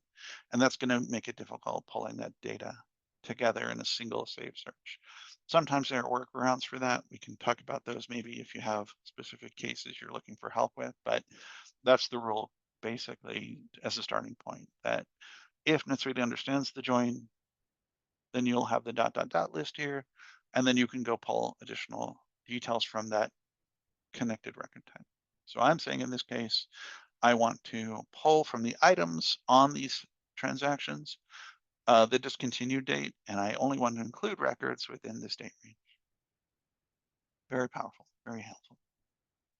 I have another formula here, just another case when statement. In this case, I'm looking at the total on the transaction. If it's greater than 1, so $1 in my account, since I'm using USD as my currency, then include the result, else 0 means don't include the result. I know that's true because over here I said only include results that equal 1. Down here is another way to do the exact same thing, just to show this, right? That was a very simple formula. They're not always that simple. But you could also just say, hey, NetSuite, if the amounts transaction total, the transaction total amount is greater than $1, include the result. That would do the exact same thing as this particular formula.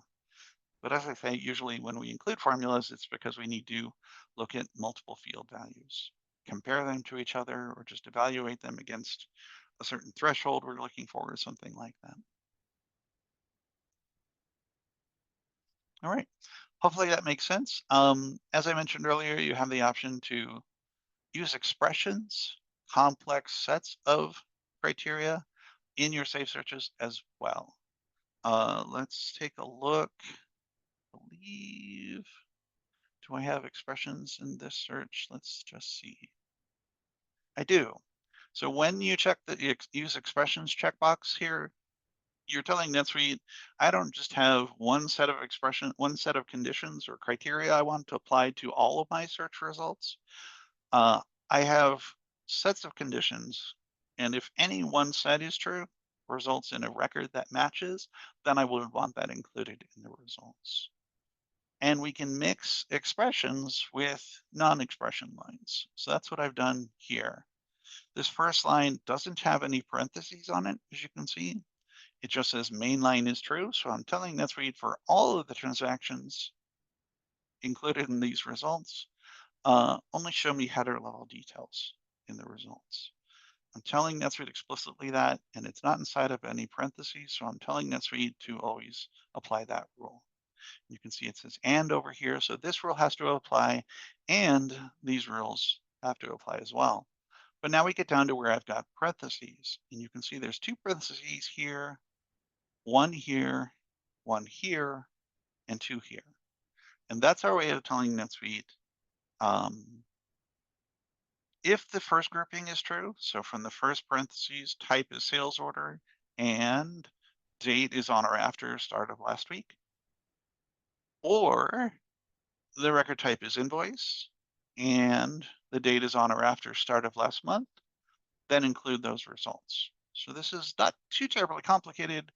We definitely get much more complicated than this in some cases, but hopefully this gives you a flavor, the flavor of how these can be used. It's a way of saying I have two kinds of conditions for including records in the search, and if either of these conditions is met, then I want to include the result.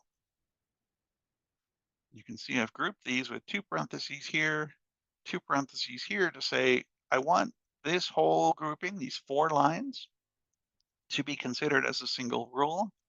If I didn't do that, if I just said, hey, I only want one parenthesis here and one down here, I'd be saying, then either one of these could be true, but you don't have to evaluate them both. In this case, I only want sales orders and invoices included in the results. So I made sure NetSuite knew that by grouping them together, these two sets of criteria. Again, this is kind of complicated. When you first try it out, you may not get the results you expect. That was my experience, at least years ago. I've learned over time kind of how to start this properly, when I need to use expressions, when I need to be able to say this is true or that is true, for instance. But I still have to do a lot of back and forth, like I mentioned earlier, when I'm working on a complex set of criteria, and it's really important that I get just exactly the right set of results. If there's even a single transaction or customer or whatever that gets included in the results that shouldn't be there, that's going to inflate some number for the accountant or for management, or it's going to affect how we track inventory. Somehow we might do something incorrectly. Then I really go to work on these parentheses and these criteria until I'm 100% sure I'm getting just exactly the right set of results. As I say, even for me with my years of experience here, it takes some back and forth to do that. All right, so those are examples of the kinds of criteria that we use. Is now a good time to pause for those questions before we go back to slides? Yeah, I think so. Actually, if we want to answer a couple of questions and then take a 10-minute break and then jump back into your presentation would be perfect. Sounds good. So there's one question. I'll read through these for you. So sure. Bernie said, I can never get max or any max to work. Any pointers? I guess the function max in a formula. That is a result. Something we're going to go over in a second when we get to results. So if we can hold on that, actually, I would appreciate that. We'll definitely talk about that. Yeah, perfect. And then Roy asked, he's curious if you've ever seen a business case where the new template button used on a safe search. I provided a couple of examples there, but do you have any use cases for that, Peter? Not very many, honestly. The idea, right, is you can control what the search results look like when they are quote unquote printed. If you can think about sales orders, customers, whatever, you can print from any record, typically in NetSuite, and a PDF template is applied to that to allow you to customize what that output looks like. Similarly, now with safe searches, we can apply a PDF template to your safe search results and so control what that output looks like. Examples of that I have seen, I guess, would be like it's an item search listing certain items, from the account, and then you want to be able to output them maybe 4 to a page, for instance, kind of like a custom item label template almost, or 12 to a page, or whatever the number is. And you want to be able to customize the size of the page and the fonts and everything else that's included in that printout whenever you decide to print those search results. That's what it's for. I don't use it very often, but in certain cases, sure, it's been very beneficial to be able to do that now. Perfect. Next question is, could you use this to remove duplicate results from a saved search? Catherine, if you maybe want to unmute yourself to explain your question a little bit.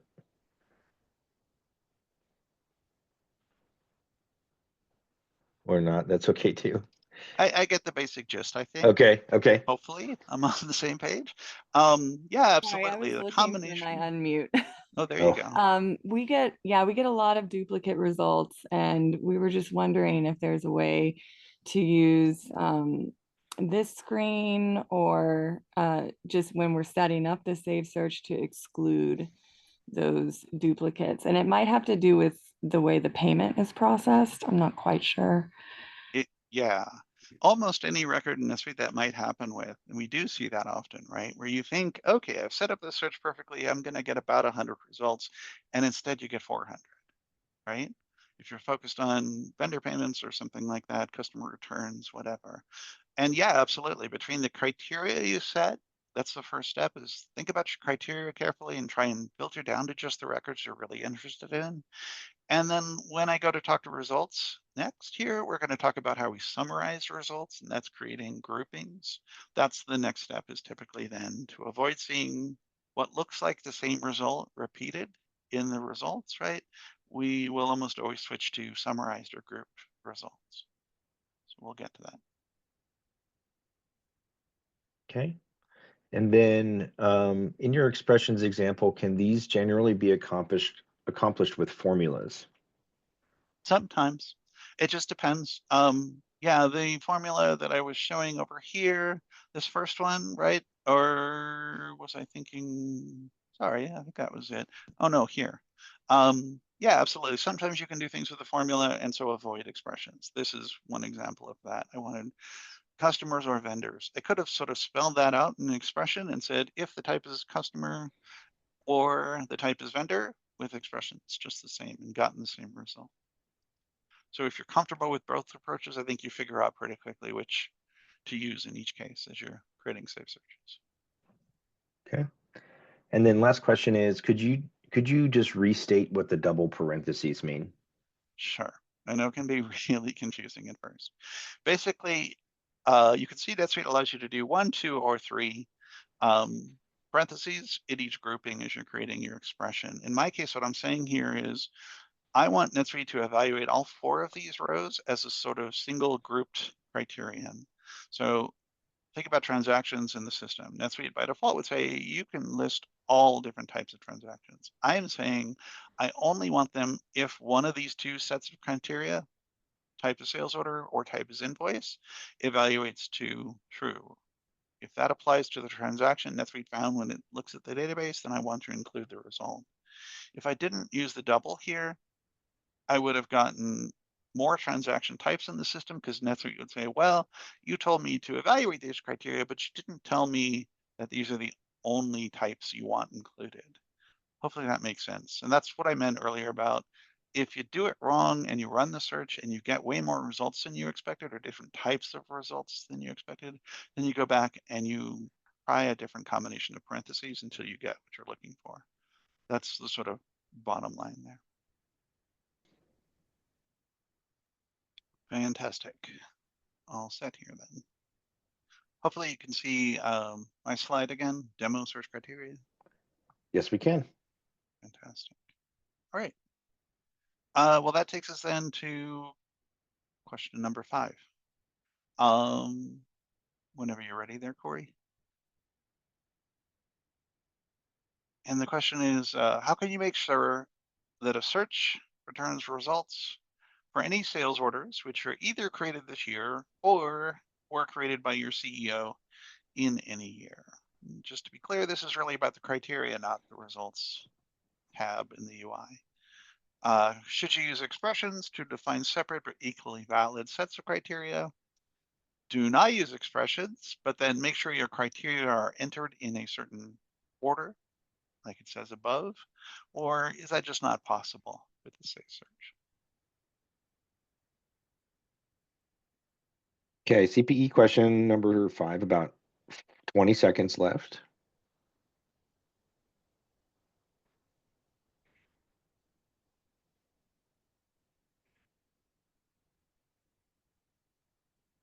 I might go a few seconds over here in case somebody wasn't back in time to answer this.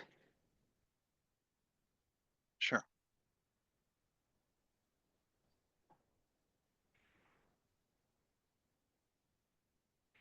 Okay, last chance for CPE question.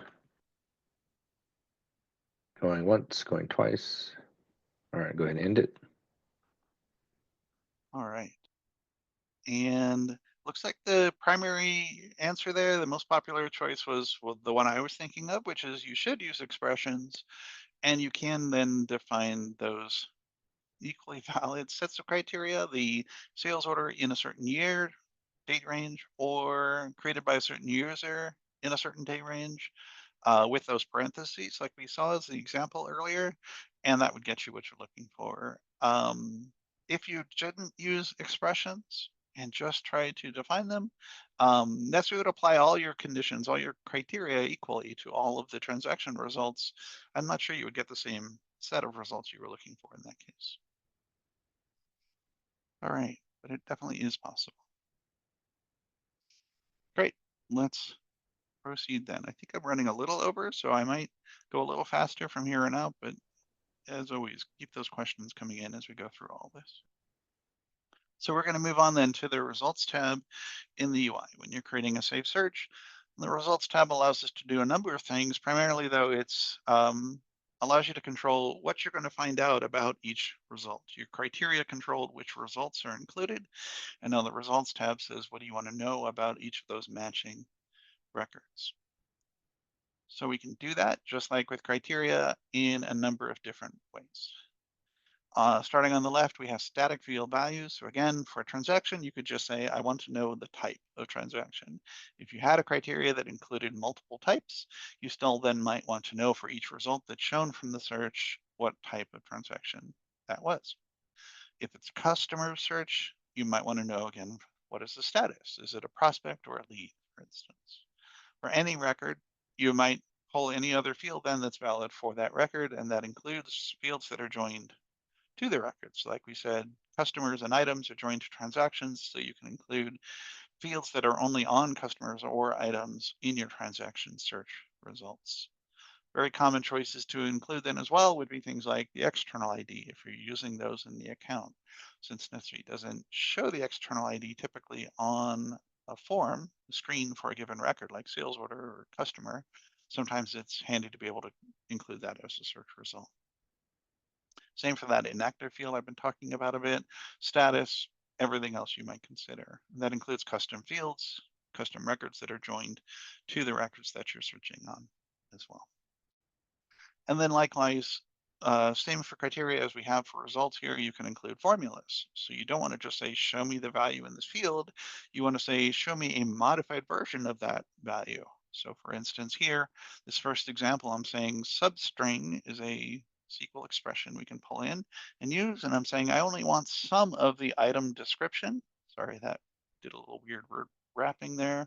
And what I'm saying is from the first character to the 30th character, or 31st, depending on how you count, of that item description. So that's a great way to take a long string that's in NetSuite, a long set of characters, and cut it down to say, I only want the first X characters from that. And then the case when is another way of dynamically pulling certain results depending on what's going on with the data. So if the transaction date equals the ship date, then I want the column to say, okay. Otherwise, I want the column to say, will be late. That's maybe not a practical example, but you get the idea of how you can customize the outputs for a column based on multiple field values on the record. NetSuite has, as we'll see in the UI in my demo in a bit here, functions that you can apply to sort of, again, take those native values. Date, for instance, can be expressed as the full date, just naturally if you leave it alone, or just the day, just the month, just the quarter, or the year for that date. So if the date on the transaction is today's date, you might say, I only want to see 2025 in the results. Look at me adapting to the new year already. I'm proud of myself. Or you can turn out an absolute value, for instance. So if there's an amount on certain transactions, when we talk about like returns, journals, and so on, sometimes NetSuite wants to output a number as a negative number when it thinks it was a debit to a GL account, for instance. But we don't want to see the negative number in the search result. We always want to see the positive version of that number. Then absolute value is super handy. We can also take a function and tell NetSuite to round numeric values for us to tenths, hundreds, and so on. And then we're going to talk in length here about how to summarize results. This goes back to that question about removing duplicates from the results. When we're looking at transactions, especially, right, we might want to group those results on various fields on the record. So the name, document name, date, total amount, lots of different ways, depending on our use case, right, what we're trying to achieve. Lots of different ways we might use that summarization. And so that is a really common thing that I do when I'm creating searches for clients. Counting, by the way, by internal ID is also super helpful. If you wanted to say like, how many sales orders has each of my customers had in the last month, you would do that with a summary set of search results, and you would group by customer count internal ID of the transaction. That would be a very simple way to get that done. Awesome. So here's an example then of some saved search results.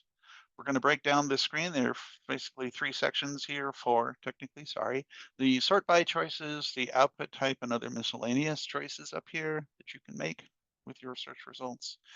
The main thing we focus on is the columns here. Those will be, each row listed here will be a column going across the screen in the results. And then the drill down fields. We'll talk about those too. When we look at the columns, then you can notice that some of these have a summary type. So those are enabled for summaries. We're grouping by the first three values, date, period, and type of transaction in this example. And then we're including document number. And this goes along with that question we had, which is the maximum. So we're saying if there are transactions out there that all have the same date, period, and type, that's one row in the result. But we can't include all of their document numbers in a single result after we run the search. So we're saying, just give me the highest value. Maximum means the highest, greatest, depending on what kind of value it is. That gets complicated depending on the field's type. So if it's a text field or a list field or something else, what maximum means will vary, right? If it's a number or date. So that's where it gets a little tricky, but just keeping that in mind is usually enough to get you where you're going. I do want to call out in this example where I have three rows here that are included as columns, but they don't have a summary type. Those are not going to be shown by default when I first run this search. Once you start to enable summary types, you're telling NetSuite, those are the columns I want to see in the summarization. If these don't have a summary type, they will be tracked, if you will, as far as search results, but they won't be displayed. We'll talk about how you can drill down from the summary groups to the detailed groups when you're running this kind of search. And then when you do that, when you drill down to the summary, to the detailed groups, that's when you'll see these additional columns. Because then you're saying, I want to see multiple rows for each individual row from the summarized results. We also have then just examples here, a formula. Today is not a field on any record, but NetSuite still knows that when you include it as a field ID in a formula, it knows what that means. Just keeping in mind that today is whatever day the server thinks today is, as opposed to where you're sitting somewhere in the world. If somehow your NetSuite data center is far away from where you are sitting, then today may not be exactly the same day for you as it is for the server. Occasionally that has come up as a point of contention, something we have to figure out. But you get the basic idea there. And then formula text here, this is going to output some text now, since we're talking about result columns. Substring again means I want some of the, in this case, item description from the first character to the 20th character, 21st. When we have formulas, we can apply, or groupings, we can apply a custom label. If your account is enabled for translations from multiple languages, you can apply translations to these columns labels as well. So that's a quick overview of that screen. Let's break that down a little further. First of all, we have the sorting results. We can sort results by up to 3 fields. Sort by, typically the first field here should have some choice made in it. The default choice for a transaction search is order type. I don't ever really find that useful, so I almost always change that. The example I'm using here, internal ID, and then I've selected the descending box to the right. I'm saying I want the newest record of whatever type I'm focused on to show at the top of the list and the oldest at the bottom of the list. That can be very, very handy. So I use that a lot. Over to the right of that section, then on the screen, you'll see this advanced results options, as I'm calling them.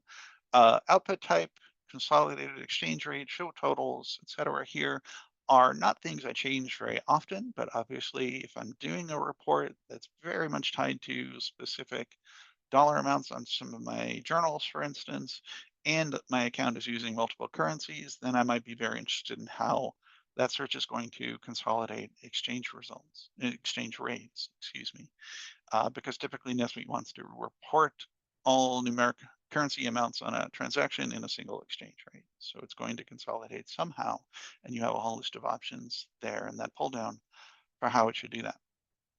If the search is just looking at support cases or some custom record you have, that may obviously not apply.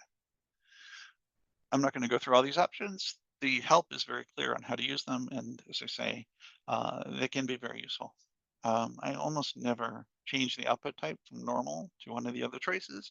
There is a graph choice in that list, just added in the last few years, which can be useful if you're trying to output a kind of a line chart, right, from your results. If the data you're actually searching on actually can easily be output that way.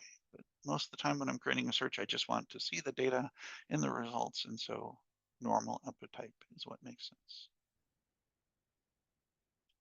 Cool. When we go to include formulas then in results, again, we're trying to take static values from the set of records we're looking at. So sales orders, customers, items, etc.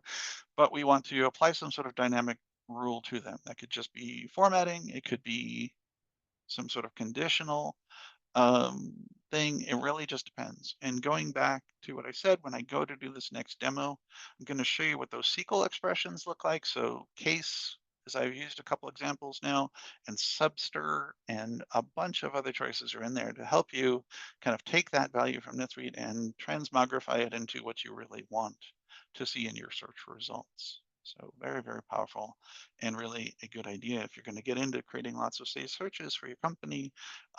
Knowing what those are and how to use them is a really powerful tool.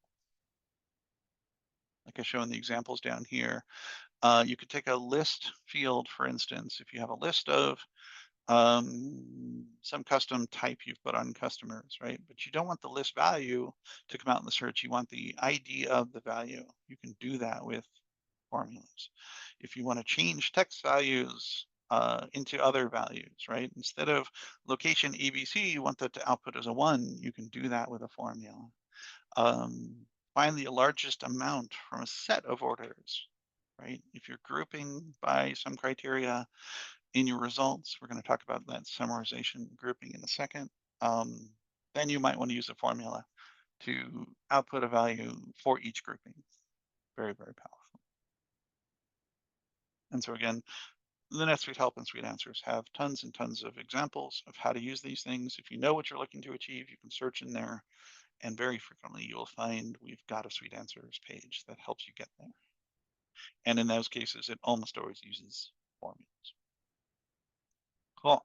So sometimes you don't want to see all of the details that are going to come from your search. Like we said, you create a say search, you define the criteria very carefully, you run the search, and you get 400 results, but you were expecting to get something more like 100. You want to summarize those results down on some grouping, some value that each of those records all share. you can do that with the summary type selection here. So just like in the example, I'm saying here, I don't want a row for all of these transactions and just show me their date, period, type, etc.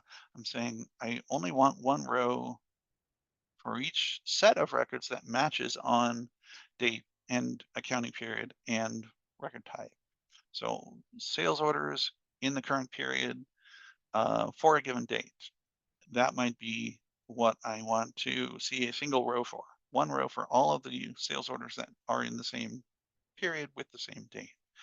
And then I can add additional details to summarize for each grouping. But just keep in mind, once you enable grouping, once you have any kind of summary type selected, then you have to make a selection under summary type to be able to see that as a column in the output.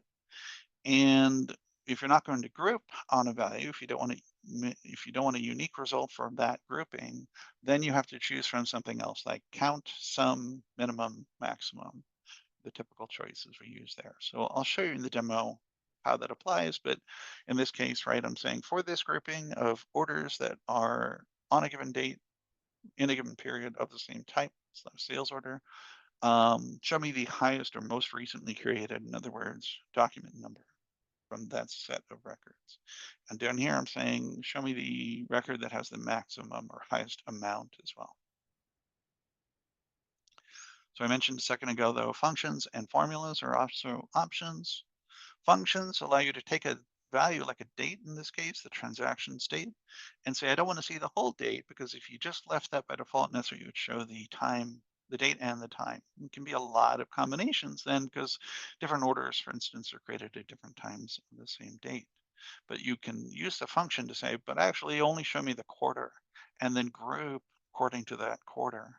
So now I'm getting fewer results in my search because I'm sort of summarizing even further, not just specifically on the date, but actually the quarter that date falls into. And down here, I'm using the function to say I want to round the amount of the transaction, in this case, the total, in USD, the default currency in the account. If you just select round there, then you're rounding to a whole number. There are other choices. You can round to tenths and hundredths of dollars or currency amounts, for instance, as well. And then, of course, we have formulas like we talked about. All right. When you look at the UI and you're creating your Safe Search, there are going to be two sets of groupings here, tabs, if you will, under the results tab. Columns is what we're just looking at, but you also have the option to do drill down fields. This is a fairly special case, right? If you're using a Safe Search and you're going to expose that into a customer facing website or your intranet, those are options. If you've enabled those, I believe they're purchasable license option, but then you can use the drill down fields to say when people go from the standard results, if those are grouped, for instance, summarized, and they can click on any single result to drill down to see further details, then you can control what those drill down fields are going to be. Not something we use very often, but again, a handy feature to have if that use case comes up for you.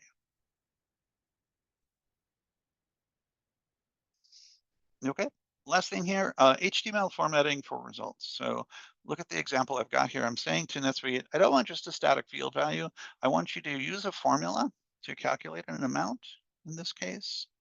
And I want to apply HTML or special conditional visual formatting to that result. I don't want it to just be a plain text number to look like all the other results on my search.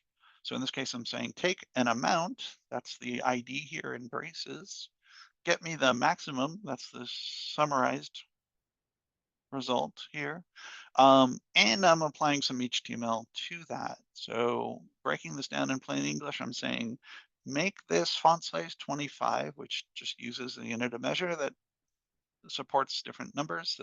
The bigger the number, the larger the font will be used. You can see what the result looks like over here. The two pipe symbols here just say take that text, combine that with this text, whatever is in the amount field for that transaction. Combine that with this other text. And this is just HTML, which is a markup language, as we call it, not quite programming language, but allows us to do things like what we're doing here, where I'm making the font bigger than it would be by default, essentially. Not something we use very often, But again, if it's important to a client, to yourselves, when you're building a report, if you wanted to make all of your results use HTML, and then you wanted to apply your own custom formatting to each column, you have that option. So that can make a very nice looking output, for instance, if that's important to you.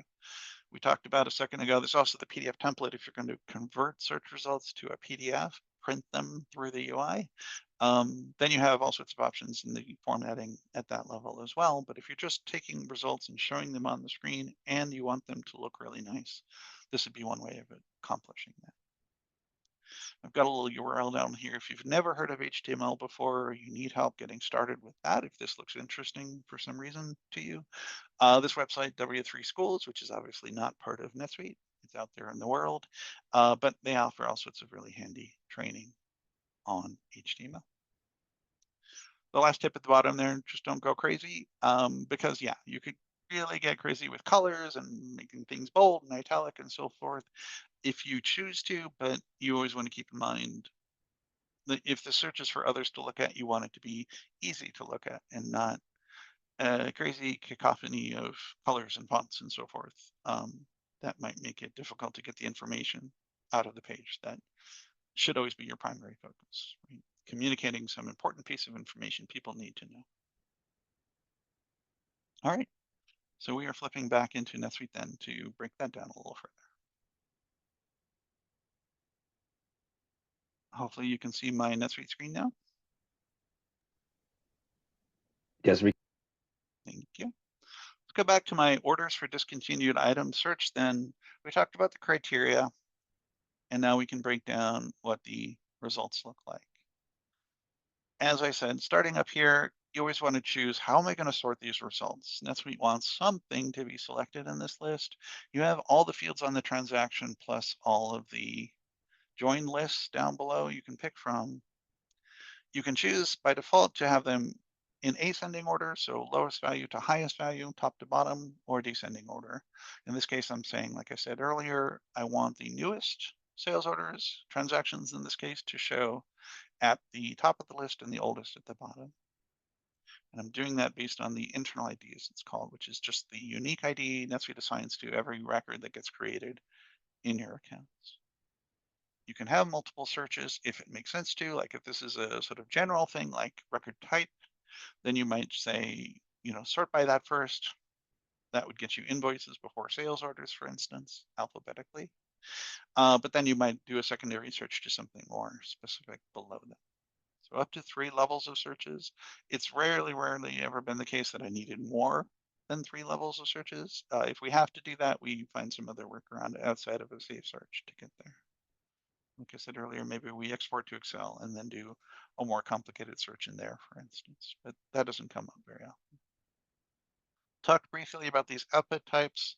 Again, not very common that I have to change them, but if you do, it's good to know what you're getting. Report, grid, these are pretty similar, actually. I've never really seen a lot of value in switching from normal to report or grid. Maybe you have a reason to do so, that's fine. And then, like I said, graph is great if the details in your results make sense for a graph. If they're mostly numeric and can be charted on a graph, then go for it. That's a great way to do that. The other way, of course, to do that is to create a portlet on your NetSuite home screen, your dashboard, that will take a saved search results and make it a nice looking chart or graph there. So that's another option we always have. And then obviously we also have workbooks and data sets now with all sorts of really handy, powerful analytics there. All right, so let's go down to the columns then. We have examples of columns here, and just like in my screenshots in the slides, I've got some of these summarized now. And like I said earlier, if you have a set of results and some are summarized like this and some are not, then only the items which are have a summary type specified will be shown in the search results. If we look here, item is not. These 2 formulas, right? Today is a column, short item description or not. So if I save and run real quick, it should be really quick. We should not see those columns in the results. So we don't have item, for instance, here. That's fine if that's what you're looking to achieve, right? That is a good way to get there. Going back into edit mode on this search, come back to the results tab. So grouping then, goes back to that question that came up earlier about how do we remove duplicate rows, right? One way would be to figure out what the system is showing duplicate rows for. Like if it's an item search and you're seeing multiple rows because the item is available in multiple subsidiaries or multiple locations, that's super, super common. Then you might want to summarize your results to say, only show me one row for each grouping by item name and subsidiary and location, inventory location, for instance. And that way you'll say to NetSuite, hey, I don't want to see this item 8 times for my 8 subsidiaries. I want to see it once per subsidiary, for instance, or whatever makes sense for the results you're trying to achieve. But that would be a good way to work on trying to get it down to avoiding duplicate rows like we talked about. If NetSuite sees the need for duplicate rows, it'll just include them. And then that's why I say you very commonly just switch your search over from a non-summarized, all the detail search to a summarized search. I talked about using the functions. Here's the full list of options. You can pick from these values. Absolute is a really handy way to always get a positive value for a number. Age in days, age in hours, weeks, months is handy for something that's aging based. Like your customers' past dues, calendar weeks, days, months. Those are super handy if that's what you want. You just want the day from a date, not the full date and time, for instance. You can negate numbers. You can show numbers as times. I don't believe I've ever used that. Sounds interesting. But you can round the values. You can say which week of the year the date falls into or which year. So that's just a quick way to take a detailed value and turn it into a simpler value, depending on, again, what your purposes are. We said if you're not going to group the rows by a certain value, then you have some other choices you can still include, and they are count sum, minimum, maximum, and oops, I forgot average earlier. So if you're looking for grouping by certain values and then just details for other values, NetSuite still says, well, there might be multiple results in that grouping, depending on, in my case here, the first 4 results I've included. So then I have to choose some way to pick from the set of results that might come out, right, to say what's going to be shown for that grouping. So using maximum is very common for that, or minimum, depending on what kind of data you're focused on. If I wanted to include item in these results, again, I couldn't include all of the items in this set, right? A set of transactions by these first 4 values, because a single sales order, for instance, can have multiple items. So I'd want to pick one of these other values. If I count the items, that's fine. And then that would just show how many item lines are there on that transaction. If I sum, you can't really sum by item name, so that wouldn't make sense, but you could pick minimum or maximum to say, based on the item's name, give me the highest value. Doesn't sound very useful now that I'm thinking about it, but you at least could try to do that. The next row down here, item : discontinued date is one of those joins again. So I went down to item fields ... to add this in, and I pulled in the discontinued date column, which is a custom field. That's what it's telling me for each item on each transaction. And I'm saying, give me the minimum value here. So because the item only has one discontinued date, that should always be that single value. But I'm looking for the earliest discontinued date in this context. I have a couple columns here without a group, the summary type. So those, again, won't be shown by default. If I wanted them to, I could do something very straightforward like that. And then I'd have a column called today, and in it would be whatever is today's date. NetSuite would make that easy for me. Sometimes we use searches for purposes like exporting data to another system, for instance, and the other system specifies what those columns need to be, and then being able to just pull in today's date for one of those columns, for instance, can be helpful. And down here then is an example of the formula HTML. I think we had talked about if you want to customize what the column looks like in the results here in the NetSuite UI, you can do that with HTML. And again, it's a combination then of some HTML text here. These 2 pipes say combine this text with this other text, in this case, the value in the amount field, and then combine that with some more HTML. HTML typically starts a tag, as they're called, and then ends it with that slash. So start, end, value in between. And I'm summarizing. So there should be a column with this value, and it's going to pull the maximum amount from whatever transactions fall into these groups. So again, if I run that real quick, you will see that the font over here is larger for that column than the other non-HTML columns. That's just one example. We'll talk about some more formatting you can do with what's called highlighting in just a second. That's why these rows are yellow and gray, for instance. We'll come back to that. So we have the results. We can choose to summarize them or not, like we said. If I come back to my earlier entity search here, I don't believe these results are grouped. No. So nothing under summary type here means we're just going to get as many rows as match our criteria. And for each of those rows, we're going to get whatever value is in each of these fields. So if I save and run that search, getting 1,210 rows here that matched. We said this is for multiple types of entities, and for each we're getting their email, phone, et cetera, if that's populated. In my demo data set here, not all these rows are populated, obviously. Awesome. So we have results then we've added to our search now, and that included summaries if we chose to use them, and HTML formatting if we chose to use that. And the last thing on the results tab then worth going over is just that drill down fields like I talked about. By default, NetSuite has a sort of default set of fields that it'll include there. This is only applicable though, like I say, if you're going to have this search be applicable or visible from your website, if you're using NetSuite to provide a website to your customers, or the intranet site, if you're using that within your company. Awesome. I'm going to flip back to my presentation. And that does take us to question number 6. Corey, if you would do the honors. Thank you. So now we're looking at a different kind of search. We're going to do an inventory by location search. We want to know about the parts sitting in your warehouses. We want to show results for locations at which you have no stock. So if you have an item in your list of inventory parts and at a given location it has no inventory, that's what you want to know. But when you do that, you're getting both items which have inventory and which have no inventory. You want to, sorry, I misread this. You want to include only parts which do have inventory at each of your locations. So how can you fix that in your Save Search?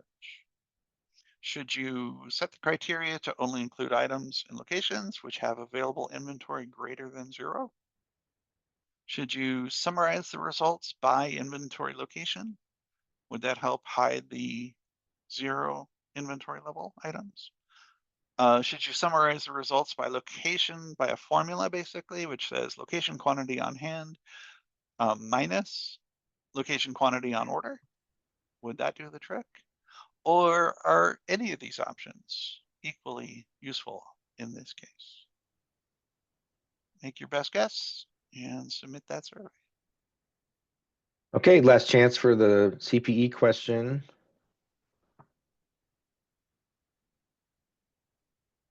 And we'll go ahead and end the poll now. Thank you.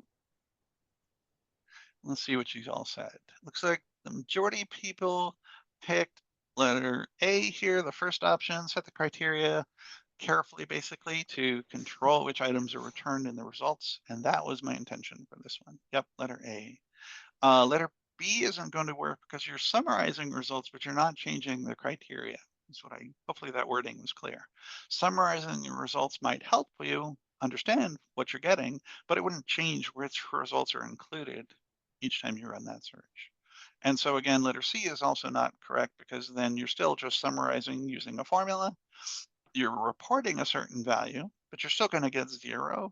And also quantity on order isn't relevant to the question at the top here. So hopefully that makes sense. And that's a good example, right, of how this can be kind of tricky, especially when you're figuring this all out. If you're brand new to this topic, creating searches in the system, but it just takes practice. Cool. Going to move on here. There are just a few other advanced search features we want to cover then, and they are these. Highlighting, we'll go over that in a second. I'll show you what that looks like, but those rows you saw a second ago on my screen that had a different colored background, different font, maybe an image that shows up on each row, that is all highlighting. That's done by changing or setting the highlighting for your search results. And you can do that based on formulas or conditions according to your needs. Scheduling and emailing then is next. Super, super powerful feature in NetSuite to be able to say, I want to search, I've got this search, it's perfect. I want to have it run on a regular basis, once per day, once per week, whatever makes sense to you. And when it runs, I want the results emailed to certain people. So because it's running automatically in the background, in the cloud, in NetSuite, no one's looking at those results when you schedule them. So the default option then is to take those results each time that search is scheduled to run and email them. That can be done dynamically based on who's in those search results. So if you have support cases that you're tracking in NetSuite, then you run a search on a daily basis and send the results to the support rep on the case. That can be done dynamically, or you can just predefine it. These search results should always be emailed to these 5 people. That's also an option.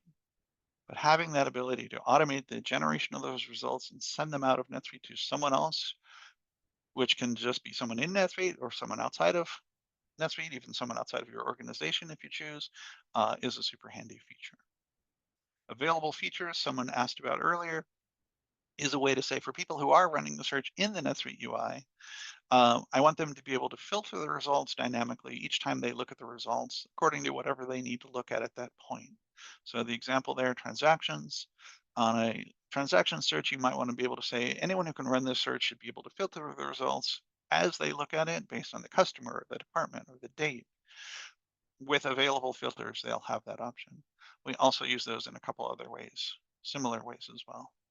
And then other purposes. So if you're going to have workflows created in your account, suite flows as they're officially called, or suite scripts to automate something, customize a process, lots and lots of times we will use safe searches under the hood inside those things. So a scheduled workflow that runs on a weekly basis, for instance, can do certain things to the data in your account based on the results of a safe search. So that's a super powerful way to say, hey, once a week, check for accounts which are past due or something like that, and then go do something based on that.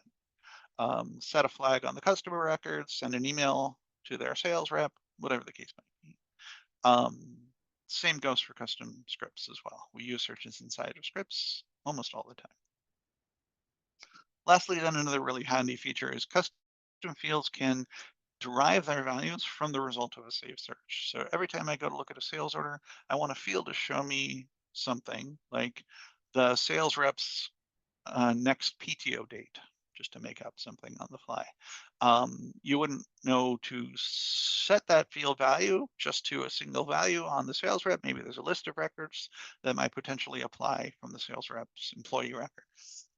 But you can create a safe search that gets you the right result from that list of values, and then puts that value into a field on whatever record you're focused on. So like I said, on the sales order, the sales rep's next PTO date could show up there if that was something that was really important to you. So when we go to set up highlighting on results, if you feel it's necessary, if you think highlighting a row would be really beneficial to the people looking at that search, then go for it. You do want to use it sparingly. It can create a really confusing UI if you're not careful with how you do it.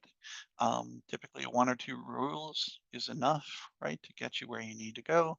But you can see you go to the highlighting tab in the searches UI.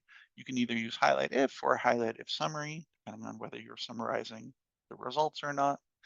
And then you set a condition or a rule for when the highlight should be used. And then for cases where it is to be used, you can select an image like a check mark or an arrow. You can set the text color, the background color for the row. That's the most important thing probably in highlighting, and you can decide whether the text then is bolded or not.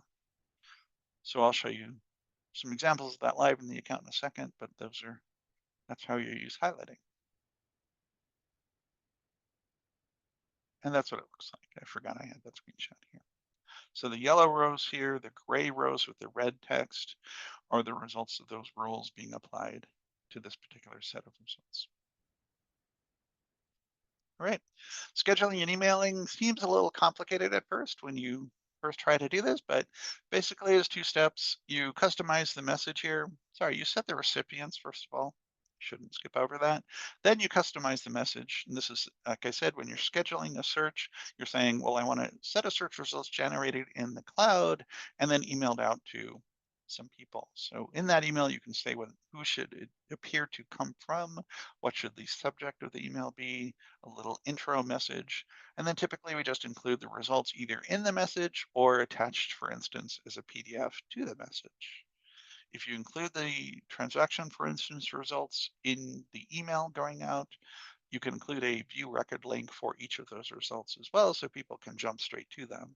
This is super common for like an approvals process, for instance, right? Where you want to say, hey, director of accounts payable, here's the list of purchase orders waiting for your approval, and each has a link to jump straight to that record in NetSuite. Once you've customized the message, then over here on the right, we can then set up a schedule. This is pretty straightforward. You say how often should the search be executed in the cloud, daily, weekly, monthly, etc. You can make it every other week, for instance, by saying repeat every 2 weeks. You can say which days of the week you want that to occur on. You tell the system when it should start. Occasionally you might set an end date, but most often we just say, once it's started, I just want it to keep happening until I come back in and change the schedule later on. Just keep in mind that start time, that's the time of day on those occurrences, right? That the search is going to be executed in the cloud. Super duper handy for lots of things.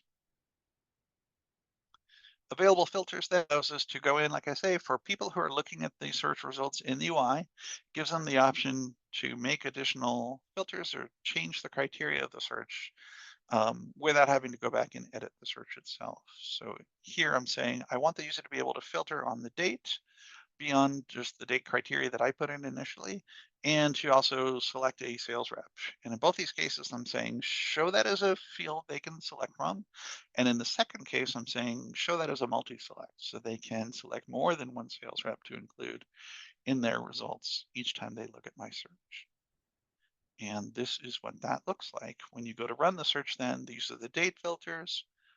NetSuite just knows how to do the dates. These are the predefined date ranges over here, and these are specific dates if you want to just select specific from and to dates. And then sales rep, like we said, is a multi-select, so I can select multiple sales reps over here. Super duper handy to allow that flexibility up front so you can create one search that meets multiple people's needs. Other uses really briefly then for searches, scripts and workflows like I talked about. Very commonly, if you're going to run a scheduled workflow, it's going to be based on a set of search results. If you're going to have someone create a script for you, or maybe you yourselves work on scripts, we almost always include searches in those as well. If I have to create an automation that's going to run on a daily basis in a client's account, and it's going to find sales orders that meet certain criteria and go do something for each sales order, like send an email to the customer or update a custom record based on the dates on the sales order. I'm going to use a safe search to find the records that the script is going to work on. Also, this auto-populated custom field values is super handy. Like I was saying earlier, when you want a field to appear on a record, like a transaction or item or whatever, and you want its value to be derived each time you view that record, but you want it to be based on something more than just a field's value. It's not just here's the value from some other record, but here's a calculated value or a selection from a list of possible values. Then setting up a custom field based on a safe search is a super handy thing to be able to do. I'm not going into that in detail here. It's kind of involved in getting it set up, but the help is super clear, and hopefully you can find the use for that. All right, so a real quick demo of those features. I see we're already at the top of the hour here again. Let me just show you briefly that, yeah, when you're setting up a save search, like this is my orders for discontinued items example, setting up the highlighting, you can do highlighting for the details and or the summary level, depending on if you're using the grouping like we talked about. And again, the condition is just kind of a formula. If you pop this pop-up window open, you can choose from these values if the count of records or the sum of the records in the grouping, right, based on a certain field Like for instance, the amounts of the debits on a journal, right? If it's less than, greater than, equal to, not equal to, etc. These values, then you're saying you want that condition to be applied, and so the highlighting to be used for the display. And then you can select from colors and for the text and for the background and decide whether to use it as bold or not. You can select from these handy images, as we call them. So you can have a little red flag put down next to a row, for instance. Grabs that user's attention. Maybe that's all you do, for instance, is set the image and not change the background color, the text color. Those are all options here as you're working with highlighting. As I mentioned earlier, then available filters. You make the selections here, and then that affects what the search looks like in the NetSuite UI. If you're setting up a search for users to work on in the UI, if it's, hey, support team, here's a list of cases you need to go respond to in the next hour, right? They might, each rep that looks at that search might want to filter to just those issues assigned to them. That's an option here. Or you might want to be able to say, apply a date filter, apply a customer filter, etc., to that list of issues. That's what you can do with the screen. All right. The scheduling and emailing is done right here under email. As I mentioned earlier, you can have specific recipients. You can just say, this goes to these 5 people, no matter what else is going on with this search, right? Or you can come to recipients from results and say, I want this to go to the sales rep on this transaction, which is going to be in the results. So this is a orders and invoices kind of a search, transaction search. So each sales order in your system might typically have a sales rep. So that would be a great way to say, I want to take the sales rep's results and send them to them. That's a really handy feature. You can come over here to customize message and set the, like I say, the who it comes from, the email, the subject of the email, the little intro message, and decide what you're going to do with those results inside the email. Typically, we're either just going to send them inside the message or tell the system to send them in an attached PDF along with the email. Super duper handy to be able to just automate that, to set that up on a schedule. So the last tab here is schedule, and this is where you can say, I just want this to happen once, like next Tuesday. Go ahead and make this run and send out those results. Maybe that would be useful for a basic kind of a marketing blast, for instance. Or it's a daily event, weekly, monthly, yearly. Like we said, all sorts of flexible choices and when the automation is going to trigger then, when the scheduled search runs, and so sends out emails to the intended recipients. So that is a good feature to set up. If you, I don't have it enabled right now, but I enable that automated schedule basis just by placing the check mark right here. I can also not do it on a schedule, but every time a record is created or updated might make sense. You can see I can do both of those if I choose. So if you have issues from support cases, for instance, right? You want the email to be sent to the support rep every time the case is created in NetSuite, you could do that. If you're sending it on a schedule, then you can tell it, the system, whether you want those results summarized or list all the details, in other words, for whatever records match to your criteria. And do you want an email sent even if there are no results? Sometimes when you run a search like this, there are just no results. There's nothing to report to the support rep. If you uncheck that box, they don't get the email. If you leave a check, they do. If they get it and it shows there's nothing else for them to work on, maybe that's important for them to know. Awesome. Not going to do that, but just to save and run, I want to show you really quickly what those available filters look like then. Like we said, I had date filters and sales rep. Date would allow me to pick from any of the sort of predefined dynamic date ranges here. Start with results only from January 8th, right? And now I can customize that date range if I wanted to go through today, for instance. That's super handy for the users to be able to control which results they're getting themselves each time they look at the search in their account. Last thing real quickly then is permissions. When you set up a search like this, like I said earlier, you may want it to just go to everyone in your account. You don't really have anything sensitive or private in these search results, then you can check the public checkbox and you can see then all roles will be allowed to view this search and see the results. If you uncheck that, then you can come down here and say, well, actually, this is only for accountants and administrators, for instance. Then only those people would be able to work at the search results. Everyone else would see a message saying that they don't have the right permission to view this if somehow they got the link to look at the results or the search. You can filter this based on the departments or subsidiaries, groups assigned to employees. To be clear, that's not the department on the transaction in this context. This is the employee who might want to view this search. That's what we're using as criteria here since we're on the audience tab. Or you can just pick specific people, right? Say only Jan and I are allowed to look at this set of searches. Even if other people have these roles, for instance, that would be a way to define a search that only certain people can look at. That, like I say, just depends on the data that you're including in the search, whether it's really sensitive to you or not. But you have those options for sure. Some other tabs to get familiar with here really quickly. Audit trail just shows you when the search has been changed. Its definition has been changed. Execution log shows you when the search has been executed, obviously, by the name. And if you're using multiple languages in the account, you might want to translate the title of the search up here into other languages. Good. I think that's good for that. Let me go back to the slides. Really quickly, I just got one slide for best practices here.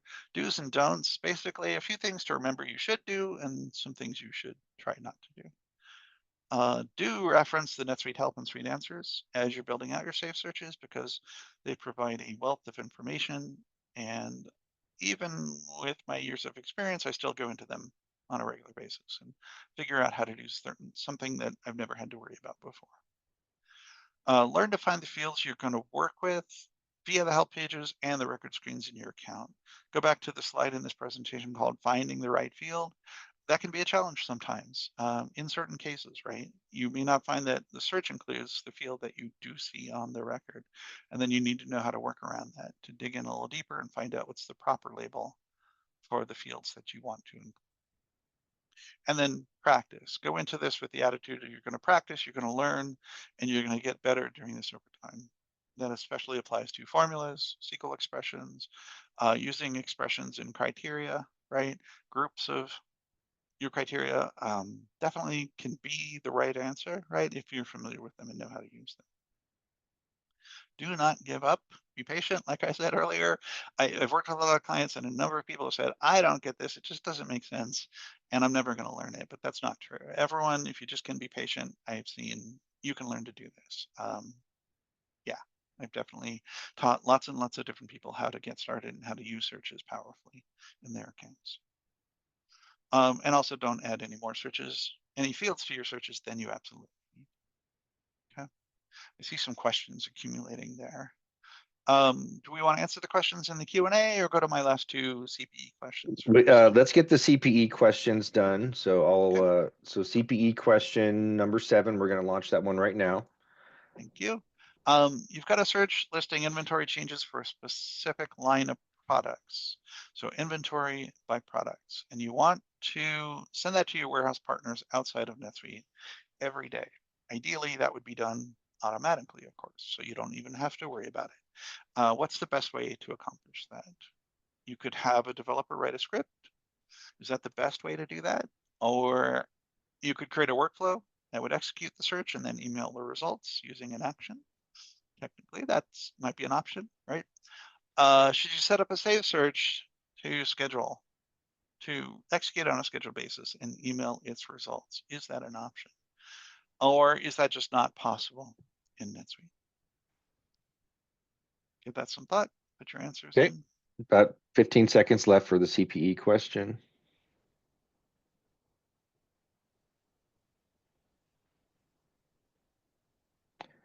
And then I think we have one more right after this. Is that right, Peter? Okay. The last All right. I'm going to end the poll. We'll look at the results real quick. Seems the majority of you think the best option there would be to set up the save search to email the results on a scheduled basis, and I agree. I think that is the best option. You could certainly create a script. It seems like a lot of effort to go to, and you could just rely on the native feature instead. And you could also probably create a workflow, which you might need to, but I think if you can solve it with just a scheduled save search and some emails, why not just do that? It's simple to maintain in the long run, I think. Awesome.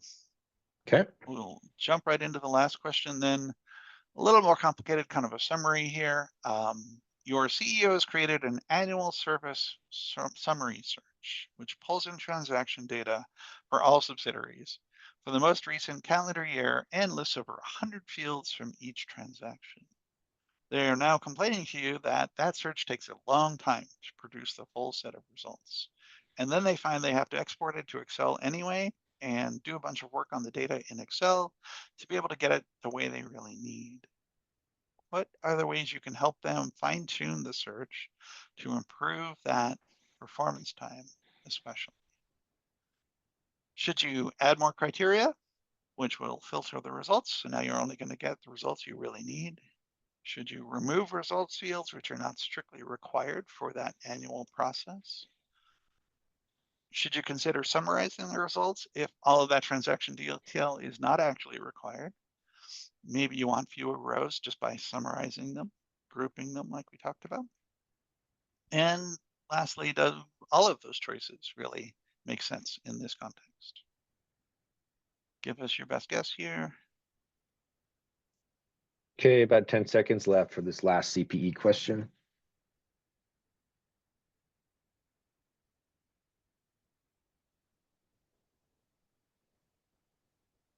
Okay, I'll go ahead and end the poll and share the results. Thank you very much. And yeah, I agree. I think all of A, B, and C might be useful in a case like this. So D, all of the above was the correct answer. Thank you. All right. Very good.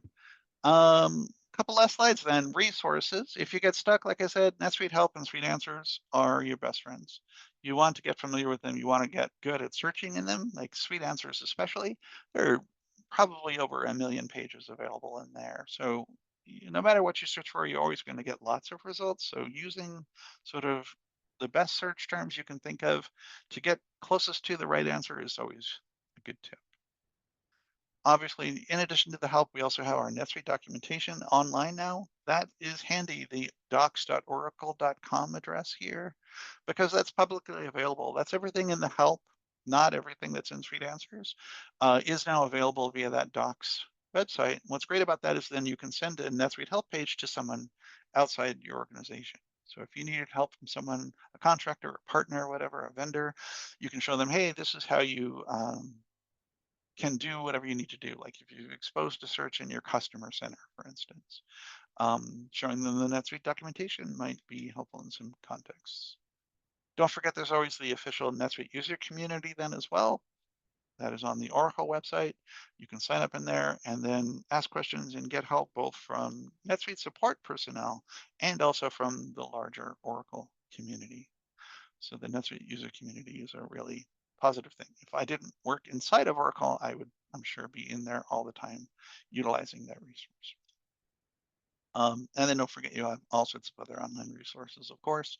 When I started with NetSuite, doing a search for NetSuite problems, right, in search engines never really turned up a lot of results, but now it certainly does. There's lots and lots of NetSuite users out there with blogs. You have the Suite Professionals group, if you're familiar with that. If you're into that sort of thing, you have Reddit as well, other resources online.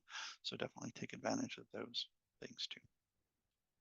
Awesome, we are done then. Let's go through the open questions. If you think there are any I need to answer in there, let me know. Okay, yeah, let me take, actually, I think what we'll do is we'll, for the sake of time, I have a quick tip and trick that we'll do.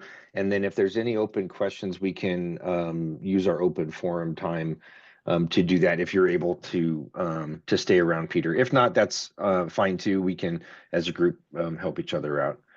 So I'll go ahead and move in. So Peter, thank you so much. That was an amazing presentation, tons of great information, and we really appreciate your time and energy to be here to help out the user group. So thank you very much. You're welcome.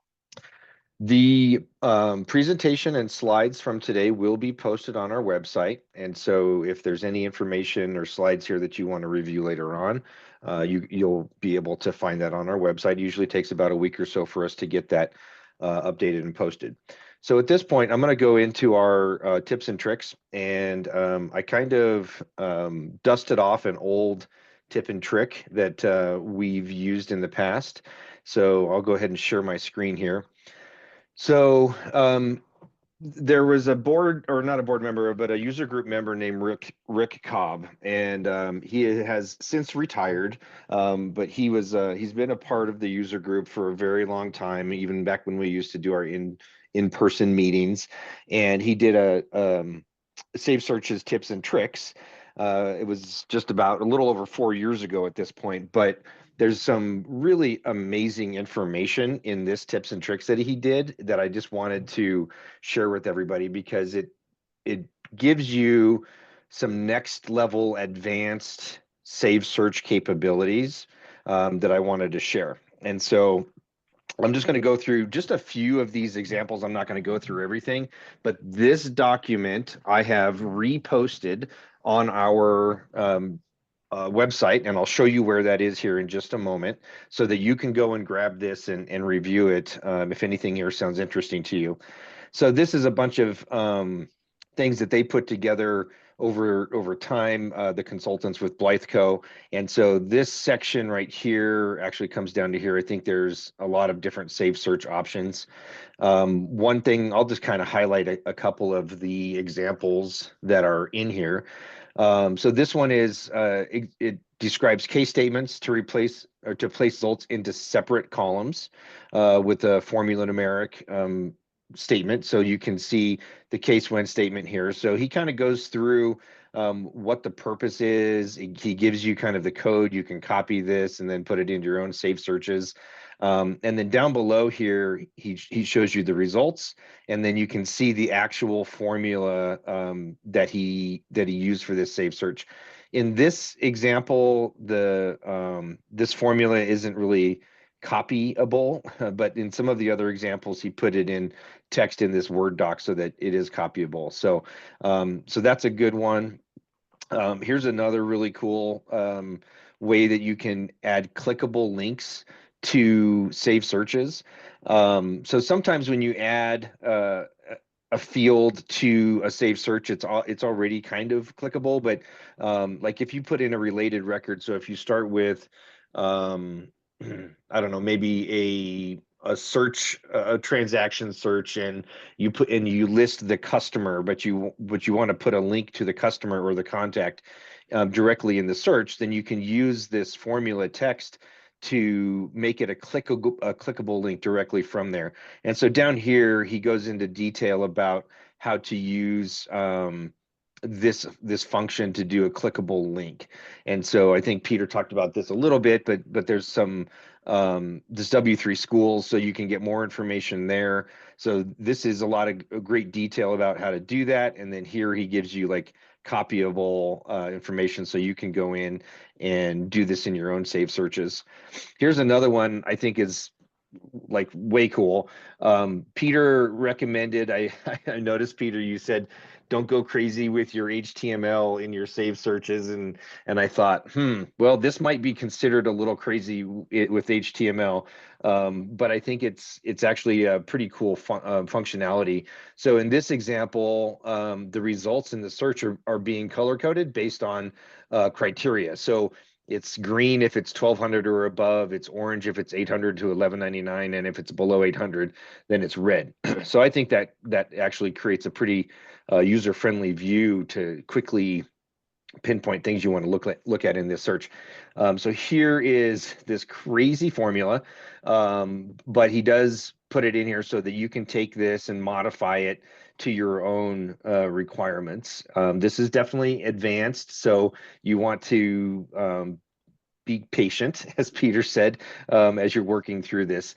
One thing that I want to mention real quick also is that this formula text, sometimes I believe the HTML has been limited in the formula text functionality now, and they have a formula HTML type now. So you might have to use that formula HTML function instead of formula text for some of these. So just keep that in mind. That is correct. Okay, yeah. And then the last one is, I mean, there's more. So you can definitely go through here and see all this cool stuff. But he has save searches with conditional highlighting in the columns. And so the conditional highlighting that's native functionality would highlight like the entire line. But in this case, you can do conditional highlighting for just a specific value in a specific column. And again, it shows you, he gives you the statement and the formulas how to do that. And so you can go in and put that in. There's a lot of other really cool stuff. Progress bar in a save search, that's kind of mind-blowing. And then he has another one here for these little colored dots. So there's all really awesome kinds of cool stuff here. So I'm gonna stop talking about that, but I will show you on our website. So I've already created a page for today's meeting. I don't have Peter's final slide deck yet or the recording, but this is published. I'll paste this link in the chat window, and you can go and download that Word document that I just shared. It's available right now, and I'll post that in the chat window here. And then later on, you can go back and look at Peter's slide and presentation for review. So that's it. I'm gonna go ahead and end the tips and tricks portion, and we'll turn it over to Mike Cackline to facilitate our open forum, and then we can start by going through some of those questions that were asked during Peter's presentation. And again, if you haven't had a chance, go and register for the Use raffle. And again, thank you, Use, for sponsoring our meeting today. We really appreciate your support. Mike, I'm going to turn it over to you. All right. Thanks, Corey. And if you could stop recording too. I think Yes, sir. All right, y'all.